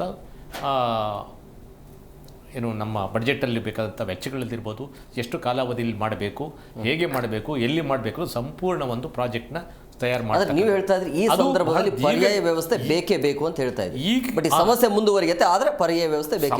ಸಮಸ್ಯೆನೇ. ಯಾಕೆಂದರೆ ನಮಗಾಗಿರ್ತಕ್ಕಂಥ ಒಂದು ಪೆಟ್ಟು ನಮಗೆ ಅಂದರೆ ಬರೀ ನಮ್ಮ ದೇಶಕ್ಕಷ್ಟೇ ಅಲ್ಲ, ಬೇರೆ ದೇಶಕ್ಕೆ ಆಗಿರೋದು ಅಂತಂದರೆ ಬಹಳ ದೊಡ್ಡ ಪ್ರಮಾಣದ ಇದೆ. ಇದನ್ನು ನಾವು ಹಾಗೇನೆ ನಾವು ಇಷ್ಟೇ ಕಂಫರ್ಟಬಲ್ ಆಗಿರ್ತೀವಿ ಅಂತ ಹೇಳಕ್ಕೆ ಬರಲ್ಲ. ಇವತ್ತು ನಾವು 100% ಕಂಫರ್ಟಬಲ್ ಇರೋರು 15-20% ಅಷ್ಟೇ ನಾವು ಪರ್ಯಾಯವಾಗಿ ಸುಧಾರಿಸ್ಕೊಳ್ತಕ್ಕಂಥ ಒಂದು ವ್ಯವಸ್ಥೆಗಳನ್ನ ಮಾಡ್ಕೊಳ್ಳೋದಕ್ಕೆ ಮಾತ್ರ ನಮ್ಮಲ್ಲಿ ಶಕ್ತಿ ಇದೆ ಹೊರತು ಪೂರ್ಣ ಪ್ರಮಾಣದಲ್ಲಿ ನಾವು ವ್ಯವಸ್ಥೆಗಳನ್ನ ಮಾಡೋದಕ್ಕೆ ನಮ್ಮ ಹತ್ರ ಮೂಲಭೂತ ಸೌಕರ್ಯಗಳು ಇಲ್ಲ, ಆ ಸವಲತ್ತುಗಳು ಇಲ್ಲ. ಜನಸಾಮಾನ್ಯರ ಬಗ್ಗೆನೇ ಮಾತಾಡಬೇಕಾಗುತ್ತೆ. ಜನಸಾಮಾನ್ಯರು ಈಗ ನಾನು ಬದುಕಬೇಕು ಅಂದರೆ ಏನು ಮಾಡಬೇಕು? ಸೌದೆ ಒಲೆಗೆ ಹೋಗಬೇಕು, ಬಸ್ ನಾವು ಏನೋ ವೆಹಿಕಲಲ್ಲಿ ಓಡಾಡೋದು ಬಿಟ್ಬಿಡೋಣ, ಅದು ನಂತರ. ಮೂಲಭೂತವಾಗಿ ನಾವು ದಿನನಿತ್ಯದ ಒಂದು ಹೊಟ್ಟೆಪಾಡಿನ ಜೀವನಕ್ಕೆ ನಾವು ಆಹಾರಗಳನ್ನು ಬೇಯಿಸ್ಕೊಂಡು ತಿನ್ನಬೇಕಾದ್ರೆ ಇವತ್ತು ಅಗ್ರಿಕಲ್ಚರ್ ಫೀಲ್ಡಲ್ಲಿ ನಮಗೆ ಕನಿಷ್ಠ ಇವತ್ತು ನಮಗೆ 13% ಫ್ಯೂಯಲ್ ಬೇಕಾಗುತ್ತೆ, ಡೀಸೆಲ್ ಬೇಕಾಗುತ್ತೆ. ಆ ಕ್ಷೇತ್ರನೂ ಅದೇ ನಾವು ಈ ಕೈಗಾರಿಕೀಕರಣ ಈ ಒಂದು ವ್ಯಾಪ್ತಿಗೆ ಹೋದಾಗತ್ತ ಅವೆಲ್ಲನೂ ಸಂಪೂರ್ಣ ಸ್ತಬ್ಧ ಆಗ್ತವೆ. ನಾವು ದಿನನಿತ್ಯದ ಜೀವನದ ಬಗ್ಗೆ ಯೋಚನೆ ಮಾಡಿದಂಥ ಸಂದರ್ಭದಲ್ಲಿ ನಾವು ಮತ್ತೆ ಇಂಧನದ ಮೂಲಕ ಕಲ್ಲಿದ್ಲಿರ್ಬೋದು ಅಥವಾ ಕಟ್ಟಿಗೆಗಳನ್ನ ಡಿಪೆಂಡ್ ಆಗಬೇಕಾಗ್ಬತ್ತು. ಮತ್ತು ಎಲ್ಲದಕ್ಕಿಂತ ಮುಖ್ಯವಾಗಿ ಬಹಳ ಪುಕ್ಕಟ್ಟೆಯಾಗಿ ನಮಗೆ ಸಿಗ್ತಕ್ಕಂಥದ್ದು ಸೋಲಾರ್ನ ಟ್ಯಾಪ್ ಮಾಡ್ತಕ್ಕಂಥ ಒಂದು ಕೆಲಸನ ಬಹಳ ಅತಿ ಶೀಘ್ರವಾಗಿ ಮಾಡಬೇಕಾಗತ್ತೆ. ಮತ್ತು ಯಾಕೆಂದರೆ ಇದರಲ್ಲಿ ನಮ್ಮ ಅಲ್ಲಿ ಟೆಕ್ನಾಲಜಿ ಇದೆ. ಟೆಕ್ನಾಲಜಿ ಇರೋದಕ್ಕಿಂತ ಇನ್ನೂ ಉತ್ತಮವಾದಂಥ ಟೆಕ್ನಾಲಜಿಯನ್ನು ಅಭಿವೃದ್ಧಿಪಡಿಸ್ಕೊಂಡು ಅತಿ ಶೀಘ್ರವಾಗಿ ಜನಗಳಿಗೆ ಸಬ್ಸಿಡಿ ರೂಪದಲ್ಲಿ ಕೊಟ್ಟು ಸಾಕಷ್ಟು ಜನಗಳಿಗೆ ಅನುಕೂಲ ಕೂಡಲೇ ಮಾಡ್ತಕ್ಕಂಥದ್ದು ಇದೊಂದೇ ಒಂದು ಕ್ಷೇತ್ರದಲ್ಲಿ. ಇನ್ನು ಯಾವುದೇ ಕ್ಷೇತ್ರದಲ್ಲಿ ನಾವು ಕೂಡಲೇ ಜನಗಳನ್ನ ಶ್ರೀಮಂತರ ಮಾಡೋದಕ್ಕೆ ಸಾಧ್ಯ ಆಗೋದಿಲ್ಲ. ಈಗ ಇಂಧನ ಏನಾದರೂ ಬೇಕು ಅನ್ನೋದಾದರೆ ನಾವು ಈ ಸೋಲಾರ್ ಟ್ಯಾಪ್ ಮಾಡಿದ್ರೆ, ಯಾಕೆಂದರೆ ಟೆಕ್ನಾಲಜಿ ನಮ್ಮಲ್ಲಿ ಇದೆ, ಆಲ್ರೆಡಿ ಇರೋದ್ರ ಎಕ್ಸಿಸ್ಟೆನ್ಸ್ ಇದೆ. ಅದಕ್ಕೆ ಬೇಕಾದಂಥ ಸಂಪೂರ್ಣವಾದ ಒಂದು ಸಪೋರ್ಟನ್ನು ಸರ್ಕಾರಗಳು ಕೊಟ್ಟಂಥ ಸಂದರ್ಭದಲ್ಲಿ ಜನಗಳು ಸ್ವಲ್ಪ ಸುಧಾರಿಸ್ಕೊಳ್ಳೋದಕ್ಕೆ ಅವಕಾಶ ಆಗುತ್ತೆ ಅಂತ ಅಂದ್ಬಿಟ್ಟು ನನ್ನ ಅಭಿಪ್ರಾಯ. ಎಸ್ ರಾಘವೇಂದ್ರ ಸರ್, ಮುಂದಿನ 2-3 ತಿಂಗಳ ಇದೇ ಸಮಸ್ಯೆ ಮುಂದುವರಿತು ಅಂದರೆ ಮುಂಜಾಗ್ರತಾ ಕ್ರಮಗಳು ಹೇಗಿರಬೇಕು? ಸೀಮೆಎಣ್ಣೆ, ಯಾಕೆಂದರೆ ಕಚ್ಚಾ ತೈಲ ಸಿಗ್ತಿದೆ ನಮಗೆ ಅದೃಷ್ಟವಶಾತ್. ರಷ್ಯಾದಿಂದ ತಗೊಳ್ಳೋಕ್ಕೆ ಸಿಂಬಾಲಿಕಲಿ ನೋಡಿದ್ರು ಅಮೇರಿಕಾ ಸ್ಯಾಂಕ್ಷನ್ನು ತೆಗೆದಿದೆ. ಅದೇನು ಇದಕ್ಕೆ ಮುಂಚೆ ನಿಂತಿತ್ತು ಅಂತ ಹೇಳಿ ನಾನೇನು ನಂಬೋದಿಲ್ಲ. ಯಾಕೆಂದರೆ ಅಂತಾರಾಷ್ಟ್ರೀಯ, ಹಾಗಾದರೆ ಈ ಯುದ್ಧ ನಡೀತಾ ಇರೋದು ಚೀನಾ ರಷ್ಯಾಗೆ ಒಳ್ಳೆಯದೇ? ಚೈನಾಗೆ ಒಂದು ರೀತಿಯ ಅಡ್ವಾಂಟೇಜ್ ಇದರಲ್ಲಿ, ರಷ್ಯಾಗೆ ಬಹಳ ದೊಡ್ಡ ಮಟ್ಟದ ಅಡ್ವಾಂಟೇಜ್. ಎರಡು ಫ್ಯಾಕ್ಟರ್ಸಲ್ಲಿ. ಮೊದಲನೇದು, ಇದರ ನೇರ ಪರಿಣಾಮ ರಷ್ಯಾದ ಆರ್ಥಿಕತೆ ಮೇಲಾಗುತ್ತೆ. ಯಾಕೆ ಅಂತ ಹೇಳಿದ್ರೆ, ಇವತ್ತು ಇರಾನನ್ನು ಹೊರತುಪಡಿಸಿದ್ರೆ, ಕೊಲ್ಲಿ ರಾಷ್ಟ್ರಗಳನ್ನು ಹೊರತುಪಡಿಸಿದ್ರೆ ಅತಿ ದೊಡ್ಡ ಮಟ್ಟಕ್ಕೆ ಕಡಿಮೆ ದರದಲ್ಲಿ ನಿಮಗೆ ಕಚ್ಚಾ ತೈಲವನ್ನು ಒದಗಿಸಬಹುದಾದಂತಹ ಸಾಮರ್ಥ್ಯ ಮತ್ತು ಮೂಲಸೌಕರ್ಯ ಇರುವಂಥ ಜಗತ್ತಿನ ಏಕೈಕ ರಾಷ್ಟ್ರ ರಷ್ಯಾ. ಜೊತೆಗೆ ಈ ಅಮೆರಿಕಾದಲ್ಲಿ ಸಿಗುತ್ತೆ ಭಾಳ ಉತ್ತಮ ಗುಣಮಟ್ಟದ ಶೇಲ್ ಆಯಿಲ್ ಇದೆ ಇವತ್ತು, ಸ್ವೀಟ್ ಆಯಿಲ್. ಅದು ನಾವು ರಷ್ಯಾದಿಂದ ತರಿಸ್ಕೊಳ್ತಾ ಇರೋದು ಮೀಡಿಯಂ ಸೋರ್ ಆಯಿಲ್ ಅಂತ ಹೇಳ್ತೀವಿ. ಅಂದರೆ ಮಧ್ಯಮ ಹುಳಿ ಇರುವಂತಹ ಒಂದು ತೈಲ ಅದು. ನಮ್ಮಲ್ಲಿರುವಂಥ ಬಹುತೇಕ ರಿಫೈನರಿ ಸಂಸ್ಕರಣಾ ಘಟಕಗಳು ಆ ರೀತಿಯ ತೈಲವನ್ನು ಸಂಸ್ಕರಣೆ ಮಾಡಲಿಕ್ಕೆ ರೂಪಿತವಾಗಿರ್ತಕ್ಕಂಥ ವ್ಯವಸ್ಥೆ. ಹಾಗಾಗಿ ರಷ್ಯಾದಿಂದ ಬಹಳ ದೊಡ್ಡ ಮಟ್ಟಿಗೆ ಇವತ್ತು ಜಗತ್ತಿಗೂ ಸಪ್ಲೈ ಆಗುತ್ತೆ. ಭಾರತಕ್ಕೆ ಬಹಳ ಅಡ್ವಾಂಟೇಜಿಯಸ್ ಪೊಸಿಷನ್. ಯಾಕೆ ಅಂತ ಹೇಳಿದ್ರೆ, ಯುರೋಪಿನ ಬಹುತೇಕ ರಾಷ್ಟ್ರಗಳು ಭಾರತದಿಂದ ಸಂಸ್ಕರಿತ ತೈಲವನ್ನು ತಗೊಳ್ತಾ ಇದೆ. ರಷ್ಯಾ ಕಡಿಮೆ ದರದಲ್ಲಿ ನಮಗೆ ಕೊಡುತ್ತೆ, ನಾವು ಅದನ್ನು ಸಂಸ್ಕರಿಸಿಬಿಟ್ಟು ಇವತ್ತು ಬೇರೆ ರಾಷ್ಟ್ರಗಳಿಗೆ ಕೊಟ್ಟು ದುಡ್ಡು ಮಾಡ್ಕೊಳ್ತಾ ಇದ್ದೀವಿ ಅನ್ನೋದು ಸತ್ಯ, ಎರಡನೇ ಮಾತಿಲ್ಲ. ಆದರೆ ಅಮೇರಿಕದಿಂದ ತರಿಸ್ಕೊಳ್ಳೋದ್ರಲ್ಲಿ ಒಂದು ದೊಡ್ಡ ಡಿಸಡ್ವಾಂಟೇಜ್ ಏನಿದೆ ಅಂತ ಹೇಳಿದ್ರೆ, 10% ತನಕ ಬಂದಿದೆ ಅವ್ರದ್ದು ಇವತ್ತು ಕಾಂಟ್ರಿಬ್ಯೂಷನ್ನು. ಬಹುಶಃ 30ರಿಂದ 40 ದಿವಸಗಳ ಸಮಯ ಹಿಡಿಸುತ್ತೆ ಅಲ್ಲಿಂದ ಇಲ್ಲಿಗೆ ಬರಲಿಕ್ಕೆ ನೌಕೆಗಳು. ಮೊದಲನೇದು. ಎರಡನೇದು, ಆ ಟೆಕ್ನಾಲಜಿ ಏನು ಬೇಕು, ತಂತ್ರಜ್ಞಾನ ಏನು ಬೇಕು ಅದನ್ನು ಸಂಸ್ಕರಣೆ ಮಾಡಲಿಕ್ಕೆ, ಅದರ ವೆಚ್ಚ ಜಾಸ್ತಿ ಆಗುತ್ತೆ. ಅದು ಮತ್ತೆ ಜನಸಾಮಾನ್ಯರ ಮೇಲೆ ಹೊರೆ ಬೀಳುತ್ತೆ. ಈಗ ಮತ್ತೊಂದು ಹೇಳಿಕೆ ಕೊಟ್ಟಿರೋದು ಸರ್ಕಾರ, 20% ಅಷ್ಟು ನಾವು ಡೊಮೆಸ್ಟಿಕಲಿ ಎಲ್ ಪಿ ಜಿನ ತಯಾರು ಮಾಡ್ತಾ ಇದ್ವಿ ನಮ್ಮಲ್ಲೇ, ಈಗ ಅದರ ಪ್ರಮಾಣ 40% ಹೋಗಿದೆ ಅಂತ. ಬಹುಶಃ ಇದನ್ನು ಮುಂಚೆನೇ ಮಾಡಬಹುದಾಗಿತ್ತಲ್ಲ ಅನ್ನೋದು ಒಂದು ಮೂಲಭೂತ ಪ್ರಶ್ನೆ. ನಮಗೆ ಇದು ಸ್ಟೇಟ್ಮೆಂಟ್ ಇರ್ಬೋದು, ಪ್ರಾಕ್ಟಿಕಲ್ ಆಗಿ ಸಾಧ್ಯತೆಗಳು ಎಷ್ಟು ಅಂತ ನಮಗೆ ನಂಬೋದಕ್ಕೆ ಸ್ವಲ್ಪ ಕಷ್ಟ ಆಗುತ್ತೆ. ಅದು ಅಗೈನ್ ಡೇಟಾ ಹೊರಗಡೆ ಬಂತು ಅಂದಾಗ ಜನಗಳನ್ನ ಸಮಾಧಾನ ಮಾಡೋದಕ್ಕೆ ಮಾತ್ರ ರಾಜೇಂದ್ರ ಸರ್, ಹೆಂಗಂದ್ರೆ ಈಗ ನಮ್ಮಲ್ಲಿ ಇರುವಂತಹ ಉತ್ಪಾದನಾ ಘಟಕ ಇದೆವಲ್ಲ, ಹೆಚ್ಚಾಗಿ ಅದನ್ನು ಉತ್ಪಾದನೆ ಮಾಡಿ ಅನ್ನುವಂತ ಆದೇಶ ಅದಕ್ಕೆ 60ಕ್ಕೆ ಹೋಗಿ ಉದ್ದಿಮೆಗಳು ಕೂಡ ಪೂರಕವಾದಂತಹ ಒಂದು ಹೇಳಿಕೆಯನ್ನು ಕೊಟ್ಟಿವೆ. ಹೌದು, ನಾವು ನಮ್ಮ ಪ್ರೊಡಕ್ಷನ್ ಅನ್ನ ಈಗ LPG ಕಡೆ ತೊಗೊಂಡು ಹೋಗ್ತಾ ಇದ್ದೀವಿ ಜಾಸ್ತಿ ಅಂತೇಳಿ. ಇವತ್ತಿನ ಪರಿಸ್ಥಿತಿಯಲ್ಲಿ ಏನು ಮಾಡಬೇಕು ಅಂತ ಹೇಳಿದ್ರೆ, ನೋಡಿ, ಇಂಟರ್ನ್ಯಾಷನಲ್ ರಿಲೇಷನ್ಸಲ್ಲಿ ಆಪ್ಟಿಕ್ಸ್ಗೆ ಜಾಸ್ತಿ ಬೆಲೆ ಇದೆ ಅನ್ನೋದು ಎಷ್ಟು ಸತ್ಯನೋ, your silence can also be very powerful optics. PV ನರಸಿಂಹರಾಯರು ಭಾಳ ಫೇಮಸ್ ಆಗಿದ್ದರು. ಸರ್, ಏನು ನೀವು ನಿರ್ಧಾರ ತಗೊಳ್ಳಿಲ್ಲ ಅಂತ ಹೇಳಿ ಅವ್ರನ್ನ ಪ್ರಶ್ನೆ ಕೇಳಿದ್ರೆ ಅವ್ರು ಹೇಳೋರಂತ, I have taken a decision not to take any decision. ಯಾವುದೇ ನಿರ್ಧಾರ ತಗೋಬಾರ್ದು ಅನ್ನುವಂಥ ನಿರ್ಧಾರ ತಗೊಂಡಿದ್ದೀನಿ ಅನ್ನೋದು ಒಂದು ನಿರ್ಧಾರವೇ. ನೋಡಿ, ಅಂತಾರಾಷ್ಟ್ರೀಯ ಮಟ್ಟದಲ್ಲಿ ಈ ಕಡೆ ಎರಡು ಪ್ರಬಲ ಶಕ್ತಿಗಳು, ಈ ಕಡೆ ಮತ್ತೊಂದು ಶಕ್ತಿ ಜಿದ್ದಾಜಿದ್ದಿಗೆ ಬಿದ್ದು ಒಂದನ್ನೊಂದು ಹಾನಿ ಮಾಡ್ಕೊಳ್ಳೋ ಮಟ್ಟಕ್ಕೆ ಇವತ್ತು ಅಟ್ಯಾಕ್ ಮಾಡ್ಕೊಳ್ತಾ ಇವೆ. ಜೊತೆಗೆ ಇವರ ಮಿತ್ರ ರಾಷ್ಟ್ರಗಳು ಅಂತ ಯಾರು ಗುರುತಿಸ್ಕೊಂಡಿದ್ದಾರೆ, ಕೊಲ್ಲಿಯಲ್ಲಿರ್ತಕ್ಕಂಥ ಎಲ್ಲ ತೈಲ ಶ್ರೀಮಂತ ರಾಷ್ಟ್ರಗಳು, ಅವರ ಮೇಲೆ ಇರಾನ್ ಅಟ್ಯಾಕ್ ಮಾಡ್ತಿದೆ. ಈ ಸಂದರ್ಭದಲ್ಲಿ ನಾವು ಆಡ್ತಕ್ಕಂಥ ಪ್ರತಿಯೊಂದು ಮಾತು ಕೂಡ ಆ ಬ್ಯಾಲೆನ್ಸನ್ನು ಟಿಲ್ಟ್ ಮಾಡ್ಬೋದು, ನಮಗೆ ಎಗೇನಿಸ್ಟ್ ಆಗಿ ಹೋಗ್ಬೋದು. ಆ ದೃಷ್ಟಿಕೋನದಲ್ಲಿ ನೋಡಿದಾಗ ನಾನು ಶಶಿ ತರೂರ್ ಮತ್ತು ಮನೀಶ್ ತಿವಾರಿ ಅವರನ್ನು ನಾನು ಅಭಿನಂದಿಸ್ತೇನೆ. ಯಾಕೆಂದರೆ ರಾಷ್ಟ್ರ ಸರ್ವೋಪರಿ, ಪಕ್ಷಗಳು ಆಮೇಲೆ. ಹಾಗಾಗಿ ಈ ಸಂದರ್ಭದಲ್ಲಿ ಆ ಸೈಲೆನ್ಸ್ ಅನ್ನುವಂಥದ್ದು ಕೂಡ ಬಹಳ ದೊಡ್ಡ ಸ್ಟ್ರಾಟಜಿಕ್ ಸ್ಟೇಟ್ಮೆಂಟ್ ಅನ್ನೋದು ಮುಖ್ಯ ಆಗುತ್ತೆ. ಜೊತೆಗೆ ಇರಾನಿಗೆ ದೊಡ್ಡ ಮಟ್ಟದಲ್ಲಿ ಮಾನವೀಯ ಸಹಾಯವನ್ನು ಮೋದಿ ಸರ್ಕಾರ ಕಳಿಸ್ತಾ ಇದೆ, ನಮ್ಮ ಕೇಂದ್ರ ಸರ್ಕಾರ ಕಳಿಸ್ತಾ ಇದೆ.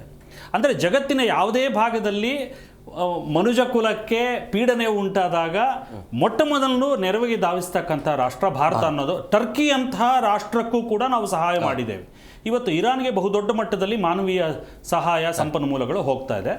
ಜೊತೆಗೆ ರಾಜತಾಂತ್ರಿಕ ಮಟ್ಟದಲ್ಲಿ ಎಲ್ಲವನ್ನೂ ನೀವು ಓಪನ್ ಆಗಿ ಹೇಳ್ಕೊಂಡು ಮಾಡ್ಲಿಕ್ಕೆ ಇಲ್ಲಿ ಈ ಚಿಕ್ಕ ಪುಟ್ಟ ರಿಯಲ್ ಎಸ್ಟೇಟ್ ದಂಧೆಗಳು, ಈ ಅಂಡರ್ ವರ್ಲ್ಡ್ನವ್ರು ಮಾಡ್ಕೊರೋ ಡೀಲ್ಗಳೇ ಸೀಕ್ರೆಟ್ ಆಗಿ ನಡೆಯುತ್ತವಂತೆ. We are talking about few big economic powers of the world. ಈ ಡಾಲರ್ ಮೌಲ್ಯ ಹೆಚ್ಚಾದರೆ ದೇಶದ ಆರ್ಥಿಕತೆಗೆ ಎಷ್ಟು ಎಫೆಕ್ಟ್ ಆಗುತ್ತೆ?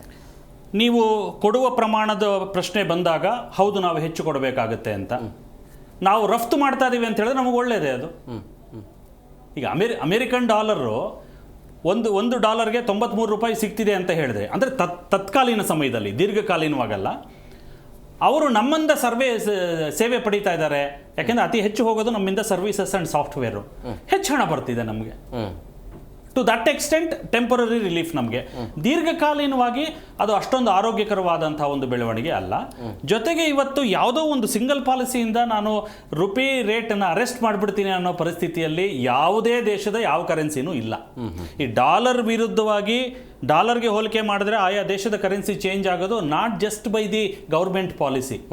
ಅಂತಾರಾಷ್ಟ್ರೀಯ ಮಾರುಕಟ್ಟೆಯಲ್ಲಿ ಸಾಕಷ್ಟು ಆಯಾಮಗಳಲ್ಲಿ ಕೆಲಸ ಆಗುತ್ತೆ ಅದು. ಈಗ ಯಾಕೆ ಡಾಲರ್ ವ್ಯಾಲ್ಯೂ ಜಾಸ್ತಿ ಆಗ್ತಿದೆ ಅಂತ ಹೇಳಿದ್ರೆ everybody is going for A safe investment. ಇವತ್ತು ಸೇಫ್ ಇನ್ವೆಸ್ಟ್ಮೆಂಟ್ ಯಾವುದು ಅಂತ ಹೇಳಿದ್ರೆ ಗೋಲ್ಡ್ ಕೂಡ ಅಲ್ಲ, ಡಾಲರ್ಗೆ ಹಾಕು ದುಡ್ಡಾಗುತ್ತೆ ಅನ್ನೋ ಮಟ್ಟಕ್ಕೆ ಬೇರೆ ಬೇರೆ ರಾಷ್ಟ್ರಗಳು ಬಂದಿವೆ. ಅಂಡ್ ಎಲ್ಲಿ ತನಕ ಡಾಲರ್ ಮೂಲಕವೇ ವಿನಿಮಯ ನಡೀತಾ ಇರುತ್ತೆ, ಬೇರೆ ಎಲ್ಲ ದೇಶದ ಕರೆನ್ಸಿಗಳು ಅಪಮೌಲ್ಯ ಆಗ್ತಾನೆ ಇರುತ್ತವೆ. ಅದನ್ನು ತಡೆಯೋ ದೃಷ್ಟಿಕೋನದಲ್ಲೇನೆ ಬ್ರಿಕ್ಸ್ ಇಂದ ಒಂದು ಕರೆನ್ಸಿ ತರಬೇಕು. ನಮ್ಮ ಅಂತಾರಾಷ್ಟ್ರೀಯ ವ್ಯವಹಾರಗಳು, ಒಂದು ರಾಷ್ಟ್ರ ಇನ್ನೊಂದು ರಾಷ್ಟ್ರ ಜೊತೆ ವ್ಯವಹಾರ ಮಾಡ್ಕೊಳ್ಳೋವಾಗ ನಮ್ಮ ಕರೆನ್ಸಿಯಲ್ಲಿ ಡೀಲ್ ಮಾಡೋಣ, ಭೀಮ್ ಆಪ್ ಬಳಸೋಣ, UPI ಬಳಸೋಣ. ಜೊತೆಗೆ ಕೊಲ್ಲಿ ರಾಷ್ಟ್ರಗಳ ಜೊತೆ ಮತ್ತೊಂದು ಒಪ್ಪಂದ ಆಗಿತ್ತು ಅಂತ ಕೇಳ್ಪಟ್ಟೆ, ನಾನು ಓದಿದೆ. ನಾವು ಬಾಸುಮತಿಯನ್ನು ಕೊಡ್ತೇವೆ, ನೀವು ತೈಲ ಕೊಡಿ. ಹಣದ ಪರಿವೇನ ಅಂದ್ರೆ ಬಾರ್ಟರ್ ಸಿಸ್ಟಮ್ ಏನಿತ್ತು, ವಸ್ತು ವಿನಿಮಯ ವ್ಯವಸ್ಥೆ, ಅದನ್ನು ಅಂತಾರಾಷ್ಟ್ರೀಯ ಮಟ್ಟದಲ್ಲಿ ಮಾಡಬಹುದು. ನಾವು ಸಾಫ್ಟ್ವೇರ್ ಕೊಡ್ತೀವಿ, ನೀವು ನಮ್ಗೆ ಆಯಿಲ್ ಕೊಡಿ. ಆವಾಗ ಹಣಕಾಸಿನ ಸಮಸ್ಯೆ ಬರೋದೇ ಇಲ್ಲ ಅಂತ. ರೂಪಾಯಿ ಅಪಮೌಲ್ಯೀಕರಣ ಕೇವಲ ಕೇಂದ್ರ ಸರ್ಕಾರದ ವೈಫಲ್ಯ ಅಂತ ಹೇಳಿ ದೂರೋದ್ರಲ್ಲಿ ಅರ್ಥ ಇಲ್ಲ. ಅದಕ್ಕೆ ಅಂತಾರಾಷ್ಟ್ರೀಯ ಮಟ್ಟದಲ್ಲಿ ಬಹಳಷ್ಟು ಶಕ್ತಿಗಳು ಕೆಲಸ ಮಾಡ್ತಾ ಇರ್ತವೆ. ಅದನ್ನು ನಾವು ಅಡ್ರೆಸ್ ಮಾಡ್ದಿರಾ ಕೇವಲ ಗೂಬೆ ಕೂರಿಸೋದು ಸರಿಯಲ್ಲ. ಅಂದ್ರೆ ಈ ಸಂದರ್ಭದಲ್ಲಿ ಭಾರತ ಸರ್ಕಾರ ಒಂದು ಇಕ್ಕಟ್ಟಿನ ಪರಿಸ್ಥಿತಿಯಲ್ಲಿ ಸಿಕ್ಕಿಕೊಂಡಾಗಿರೋ ಜೊತೆಗೇನೆ ಎಲ್ಲ ರಾಷ್ಟ್ರಗಳ ಜೊತೆ ಮಾತುಕತೆಯ ಮೂಲಕ ಇದಕ್ಕೊಂದು ಅಟ್ಲೀಸ್ಟ್ ಅವರನ್ನು ಒಂದು ಟೇಬಲಲ್ಲಿ ಕೂಡಿಸೋ ಮಟ್ಟಕ್ಕಾದರೂ ಒಂದು ಪ್ರಭಾವಿಯುತವಾದಂಥ ಪರಿಸ್ಥಿತಿಯಲ್ಲಿ ಸ್ಥಾನದಲ್ಲಿ ಭಾರತ ನಿಂತಿದೆ. ಅದಕ್ಕೆ ಅರ್ಹ ಕೂಡ ಅದು. ಯಾಕೆಂದರೆ ದೀರ್ಘಕಾಲೀನ ಯುದ್ಧ ಯಾವ ದೇಶಕ್ಕೂ ಒಳ್ಳೆಯದಲ್ಲ. War is never sustainable economically. ಅದಕ್ಕೊಂದು ಅದ್ಭುತ ಉದಾಹರಣೆ. ಈ ಯುದ್ಧವನ್ನು ಭಾರತ ನಿಲ್ಲಿಸುವಂಥ ಪ್ರಯತ್ನ ಮಾಡಬಹುದಂತೇಳಿ ಆ ಒಂದು ತಾಕತ್ತು ಭಾರತಕ್ಕಿದೆ. ನಾನು ಯಾಕೆ ಹೇಳ್ತಾ ಇದ್ದೀನಿ, ನಿಸ್ಸಂಶಯವಾಗಿ ಮನಸ್ಸು ಮಾಡಿದ್ರೆ ಖಂಡಿತ ಯುದ್ಧ ನಿಲ್ಬಹುದು. ಇಲ್ಲ, ನಿಸ್ಸಂಶಯವಾಗಿ ಭಾರತಕ್ಕೆ ತಾಕತ್ತಿದೆ. ತೆರೆಮರೆಯಲ್ಲಿ ಆ ಪ್ರಯತ್ನಗಳು ನಡೀತಿಲ್ಲ ಅಂದರೆ ಇದನ್ನು ನಾವು ಪಬ್ಲಿಕ್ ಆಗಿ ಹೇಳಲಿಲ್ಲ ಅಂತ ಮಾತ್ರಕ್ಕೆ ಅದು ನಡೀತಿಲ್ಲ ಅಂತ ಹೇಳಿ ಹೇಗೆ ಅಂದ್ಕೊಳ್ಳೋದು? ಬಹಳ ಮುಖ್ಯವಾಗಿ ನಾವಿಲ್ಲಿ ಗಮನಿಸಬೇಕಾಗಿರುವಂಥ ಬಹಳ ಮುಖ್ಯ ಅಂಶ ಏನು ಅಂದರೆ, ಭಾರತ ಯಾವಾಗೆಲ್ಲ ತನ್ನ ಸಾರ್ವಭೌಮತೆಗೆ ಧಕ್ಕೆ ಬಂತು, ಯುದ್ಧ ಮಾಡಿದೆ, ಬಹಳ ಶೀಘ್ರವಾಗಿ ಲಾಜಿಕಲ್ ಎಂಡ್ ತಗೊಂಡು ಹೊರಗಡೆ ಬಂದಿದೆ, ಇನ್ಕ್ಲೂಡಿಂಗ್ ಆಪರೇಷನ್ ಸಿಂಧೂರ್. ಅದು ನಮಗೆ ಒಂದು ಅಪ್ಮೆನ್ಶಿಪ್ ಕೊಡುತ್ತೆ. ಬೇರೆ ರಾಷ್ಟ್ರಗಳಿಗೆ ಬುದ್ಧಿವಾದ ಹೇಳಬೇಕಂದ್ರೆ ನಮ್ಮದು ಟ್ರ್ಯಾಕ್ ರೆಕಾರ್ಡ್ ಕ್ಲೀನ್ ಆಗಿರಬೇಕಲ್ಲ. ನಾವು ಇನ್ನೊಂದು ರಾಷ್ಟ್ರದ ಮೇಲೆ ದಂಡೆತ್ತಿ ಹೋಗಿಲ್ಲ. ನಮಗೆ ಅಪಾಯ ಬಂದಾಗ, ನಮ್ಮ ಸಾರ್ವಭೌಮತೆಗೆ ಧಕ್ಕೆ ಬಂದಾಗ ಮಾತ್ರ ಅದಕ್ಕೆ ತಕ್ಕ ಪ್ರತೀಕಾರವನ್ನು ತೋರಿಸಿ ಅಲ್ಲಿಗೆ ಮುಗಿಸಿ ಹೊರಗಡೆ ಬಂದಿದ್ದೀವಿ. ನಾವು ದೀರ್ಘಕಾಲೀನ ಯುದ್ಧದಲ್ಲಿ ತೊಡಕೊಂಡಿರುವಂಥ ದೇಶ ಅಲ್ಲ. ಆಲ್ ಸೆಡ್ ಅಂಡ್ ಡನ್, ಇದು ಯುದ್ಧದ ಸಮಯ ಅಲ್ಲ, ಬುದ್ಧನ ಸಮಯ ಅಂತೇಳಿ ಹೇಳುವಂಥ ನೈತಿಕತೆ ಭಾರತಕ್ಕೆ ಇದೆ. ಬಹುಶಃ ಬೇರೆ ರಾಷ್ಟ್ರಗಳು ಅದಕ್ಕೆ ಸ್ವಲ್ಪ ಮಟ್ಟಿಗಾದರೂ ಮನಸ್ಸು ಕೊಟ್ಟು ಕೇಳಿದ್ರೆ, and every country wants a logical conclusion today and A dignified exit. ತಲೆ ತಗ್ಗಿಸ್ದಿರಾ ಆಯ್ತಪ್ಪ ಇಲ್ಲಿಂದ ಇಲ್ಲಿಗೆ ನಿಲ್ಲಿಸ್ಕೊಳ್ಳೋಣ ಅಂತ ಹೇಳೋ ಮಟ್ಟಕ್ಕೆ ಇವತ್ತು ರಾಷ್ಟ್ರಗಳು ಬಂದಿವೆ. ಯಾಕೆಂದರೆ war is not sustainable in this economy. S Rajanna sir, ಕೊನೆಯದಾಗಿ ಏನು ಹೇಳ್ತೀರಿ? ನೀವು ಒಂದು ಪ್ರಶ್ನೆ ಕೇಳಿರಿ. ಈಗ ಟ್ರಂಪ್ ಅವರು ನಮ್ಮ ದೇಶಕ್ಕೆ ನಾನು ಯುದ್ಧ ನಿಲ್ಲಿಸ್ತೆ ಅಂತ ಭಾಳಷ್ಟು ಸಾರಿ ಹೇಳಿದಾಗ ನಮಗೂ ಭಾಳಷ್ಟು ಮುಜುಗರ ಆಗ್ತಾಯಿತ್ತು. ಏನು ನಮ್ಮ ಪ್ರಧಾನಮಂತ್ರಿಯವರು ಏನೋ ಒಂದು ರೀತಿಯಲ್ಲಿ ನಮಗೆಲ್ಲ ಒಂದು ಸ್ವಲ್ಪ ಮುಜುಗರದ ಒಂದು ಪರಿಸ್ಥಿತಿನೇ ಆಯಿತು. ಹೀಗಿರುವಾಗ ಇವತ್ತು ಮೋದಿಯವರು ಹೋಗಿ ಆ ಎರಡು ದೇಶಗಳ ಮಧ್ಯೆ ಯುದ್ಧವನ್ನು ನಿಲ್ಲಿಸ್ತಾರೆ ಅಂದಾಗ ಟ್ರಂಪ್ ಬಗ್ಗೆ ನಾವು ಖಂಡಿತವಾಗ್ಲೂ ಒಂದು ಅನುಮಾನಾಸ್ಪದವಾಗಿ ನೋಡ್ತಕ್ಕಂಥ ಮನಸ್ಸು ನಮಗೆ ಇದೆ. ಯಾಕೆಂದರೆ ಆ ಮನುಷ್ಯ ಯಾವಾಗ ಏನು ಮಾತಾಡ್ತಾನೆ, ಏನು ಹೇಳ್ತಾನೆ, ಏನು ನಿರ್ಧಾರ ತೆಗೆದುಕೊಳ್ತಾನೆ ಅನ್ನೋದು ಇದೆಯಲ್ಲ, ಅದನ್ನು ಖಂಡಿತವಾಗ್ಲೂ ನಾವು ನಿರೀಕ್ಷೆ ಮಾಡೋಕ್ಕಲ್ಲ. ಮೋದಿಯವರು ಮಾತ್ರ ಬಹಳ ಪರ್ಫೆಕ್ಟಾಗಿ ಅವರು ನಿರೀಕ್ಷೆ ಮಾಡಿ ಅದಕ್ಕೆ ತಕ್ಕಾಗೇ ಅವರು ಪ್ರತಿಕ್ರಿಯಿಸ್ತಾರೆ ಅಂತ ಅನ್ನೋ ಒಂದು ನಂಬಿಕೆ ವಿಶ್ವಾಸ ನಮಗಿದೆ. ಎಸ್, ಆದರೆ ಒಳ್ಳೇದು. ಯಾಕಂದರೆ ಈ ಸಮಸ್ಯೆ ಕಂಟಿನ್ಯೂ ಆದರೆ ಜನ ಊಟಕ್ಕಿಲ್ಲಂಗೆ ಅನ್ನೋ ಅಪೇಕ್ಷೆ ಟ್ರಂಪಿಂದ ಬಂದರೆ 100% ಮೋದಿಯವರು ಆ ಕೆಲಸ ಅಲ್ಲ. ಟ್ರಂಪ್ ಈಗಾಗಲೇ ಸರೆಂಡರ್ ಆಗೋದಕ್ಕೆ ರೆಡಿ ಇದ್ದಾರೆ, ಟ್ರಂಪಲ್ಲಿ ಮಾತೇ ಇಲ್ಲ. ಬಟ್ ಇರಾನ್ ಹೋಗ್ತಾ ಇಲ್ಲ. ಬಟ್ ಏನೇ ಆದರೂ ಕೂಡ ನೀವು ಇರಾನ್ ಜೊತೆ ಮಾತುಕತೆ ಹೇಗೆ ಮಾಡ್ತೀರಿ ಅನ್ನೋದು ಇಂಪಾರ್ಟೆಂಟ್. ಈಗ America already it is surrender ಅಲ್ವಾ sir? America already surrender. America ಗೊತ್ತಾಗ್ತದೆ ಯಾಕೆ ಬೇಕಾಗಿತ್ತು. America is definitely looking for an exit route. ಆದರೆ ಇರಾನ್ ಇವತ್ತು ಎಕ್ಸಿಟ್ ರೂಟ್ ಕೇಳ್ತಿಲ್ಲ. ಯಾಕೆ ಕೇಳ್ತಿಲ್ಲ ಅಂದ್ರೆ, unlike America, Israel, India, the decision making power ಇದೆಯಲ್ಲ, ನಿರ್ಧಾರ ತಗೊಳ್ಳುವಂಥ ಒಂದು ಸ್ವಾತಂತ್ರ್ಯ ಏನಿದೆ ಅದು ವಿಕೇಂದ್ರೀಕರಣ ಮಾಡಿಬಿಟ್ಟಿದೆ ಇರಾನ್. ಮೊಸಾಯಿಕ್ ಅನ್ನುವಂಥ ಒಂದು ಹೊಸ ಸಿಸ್ಟಮ್ ಅಲ್ಲಿ ಈ ಇಡೀ ವ್ಯೂಹವನ್ನು ರಚಿಸಿದೆ. ಅಂದರೆ ನೀವು ಇನ್ನು 10 ಜನ ನಾಯಕರನ್ನು ಹೊಡೆದಾಕಿ ಇನ್ನೆಲ್ಲೋ ಇನ್ಯಾವುದೋ ಒಂದು ತುಕಡಿ ನಿಮ್ಮ ಮೇಲೆ ಅಟ್ಯಾಕ್ ಮಾಡುತ್ತೆ ಅನ್ನೋ ಮಟ್ಟಕ್ಕೆ ಅವರು ವ್ಯವಸ್ಥಿತವಾಗಿ ಮಾಡಿಟ್ಕೊಂಡಿದ್ದಾರೆ.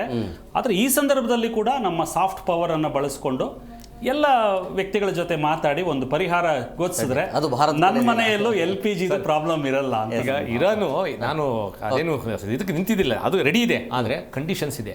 ಆ ಕಂಡೀಷನ್ಸ್ ಒಪ್ಕೊಳ್ಳೋದಾದ್ರೆ ಖಂಡಿತವಾಗ್ಲೂ ಮೋದಿ ಅವರು ಮಧ್ಯೆ ನಿಂತು ಮಾಡಬಹುದು. ಒಂದು ಅದೇ ಇಬ್ಬರು ಗುದ್ದಾಡುವಾಗ ಮಧ್ಯದಲ್ಲಿ ಯಾರೋ ಒಬ್ಬ ವ್ಯಕ್ತಿ ಪ್ರವೇಶ ಮಾಡಿದ ಮಾತ್ರ ಅದು ಜಗಳ ಬಿಡಿಸ್ಲಿಕ್ಕೆ ಸಾಧ್ಯ ಆಗುತ್ತೆ, ಇಲ್ಲಾಂದ್ರೆ ಕಂಟಿನ್ಯೂ ಆಗುತ್ತೆ. ಜೊತೆಗೆ ಮತ್ತೊಂದು ವಿಷಯ ಇಲ್ಲಿ ಮೆನ್ಷನ್ ಮಾಡಲೇಬೇಕು. ಟ್ರಂಪ್ 20 ಸರ್ತಿ 30 ಸರ್ತಿ ಹೇಳಿದ್ರು ಕೂಡ ನಾವು ಒಪ್ಕೋಬೇಕಾಗಿರೋದು ಪ್ರಧಾನಮಂತ್ರಿಗಳು ಸಂಸತ್ತಲ್ಲಿ ಕೊಟ್ಟಂತ ಹೇಳಿಕೆ. ಯಾವುದೇ ರಾಷ್ಟ್ರದ ಯಾವುದೇ ನಾಯಕ ಇದರಲ್ಲಿ ಮಧ್ಯ ಪ್ರವೇಶ ಮಾಡಕ್ ಬಿಟ್ಟಿಲ್ಲ ಅಂತ. ಥ್ಯಾಂಕ್ ಯು ವೆರಿ ಮಚ್ ಇಬ್ಬರಿಗೂ ಇಷ್ಟೊತ್ತು ಕಾರ್ಯಕ್ರಮಕ್ಕೆ ಜಾಯ್ನ್ ಆಗಿದೆ. ಎಸ್, ನೋಡಿದ್ರಲ್ಲ ವೀಕ್ಷಕರು, ಇನ್ನು ಕಂಟಿನ್ಯೂ 1 ಅಥವಾ 2 ತಿಂಗಳ ಮುಂದುವರಿತು ಅಂತ ಹೇಳಿದ್ರೆ ಸಾಕಷ್ಟು ಸಮಸ್ಯೆ ಆಗುತ್ತೆ. ಸೊ ನಿಮ್ಮೆಲ್ಲರ ಪ್ರಾರ್ಥನೆ ಒಂದೇ ಇರಲಿ, ಈ ಯುದ್ಧ ಆದಷ್ಟು ಬೇಗ ಕೊನೆಗೊಳ್ಳಲಿ ಅಂತೇಳಿ. ಇಲ್ಲಾಂದ್ರೆ ಸಾಕಷ್ಟು ಸಮಸ್ಯೆ ಆಗುವಂಥ ಸಾಧ್ಯತೆ ಇರುತ್ತೆ.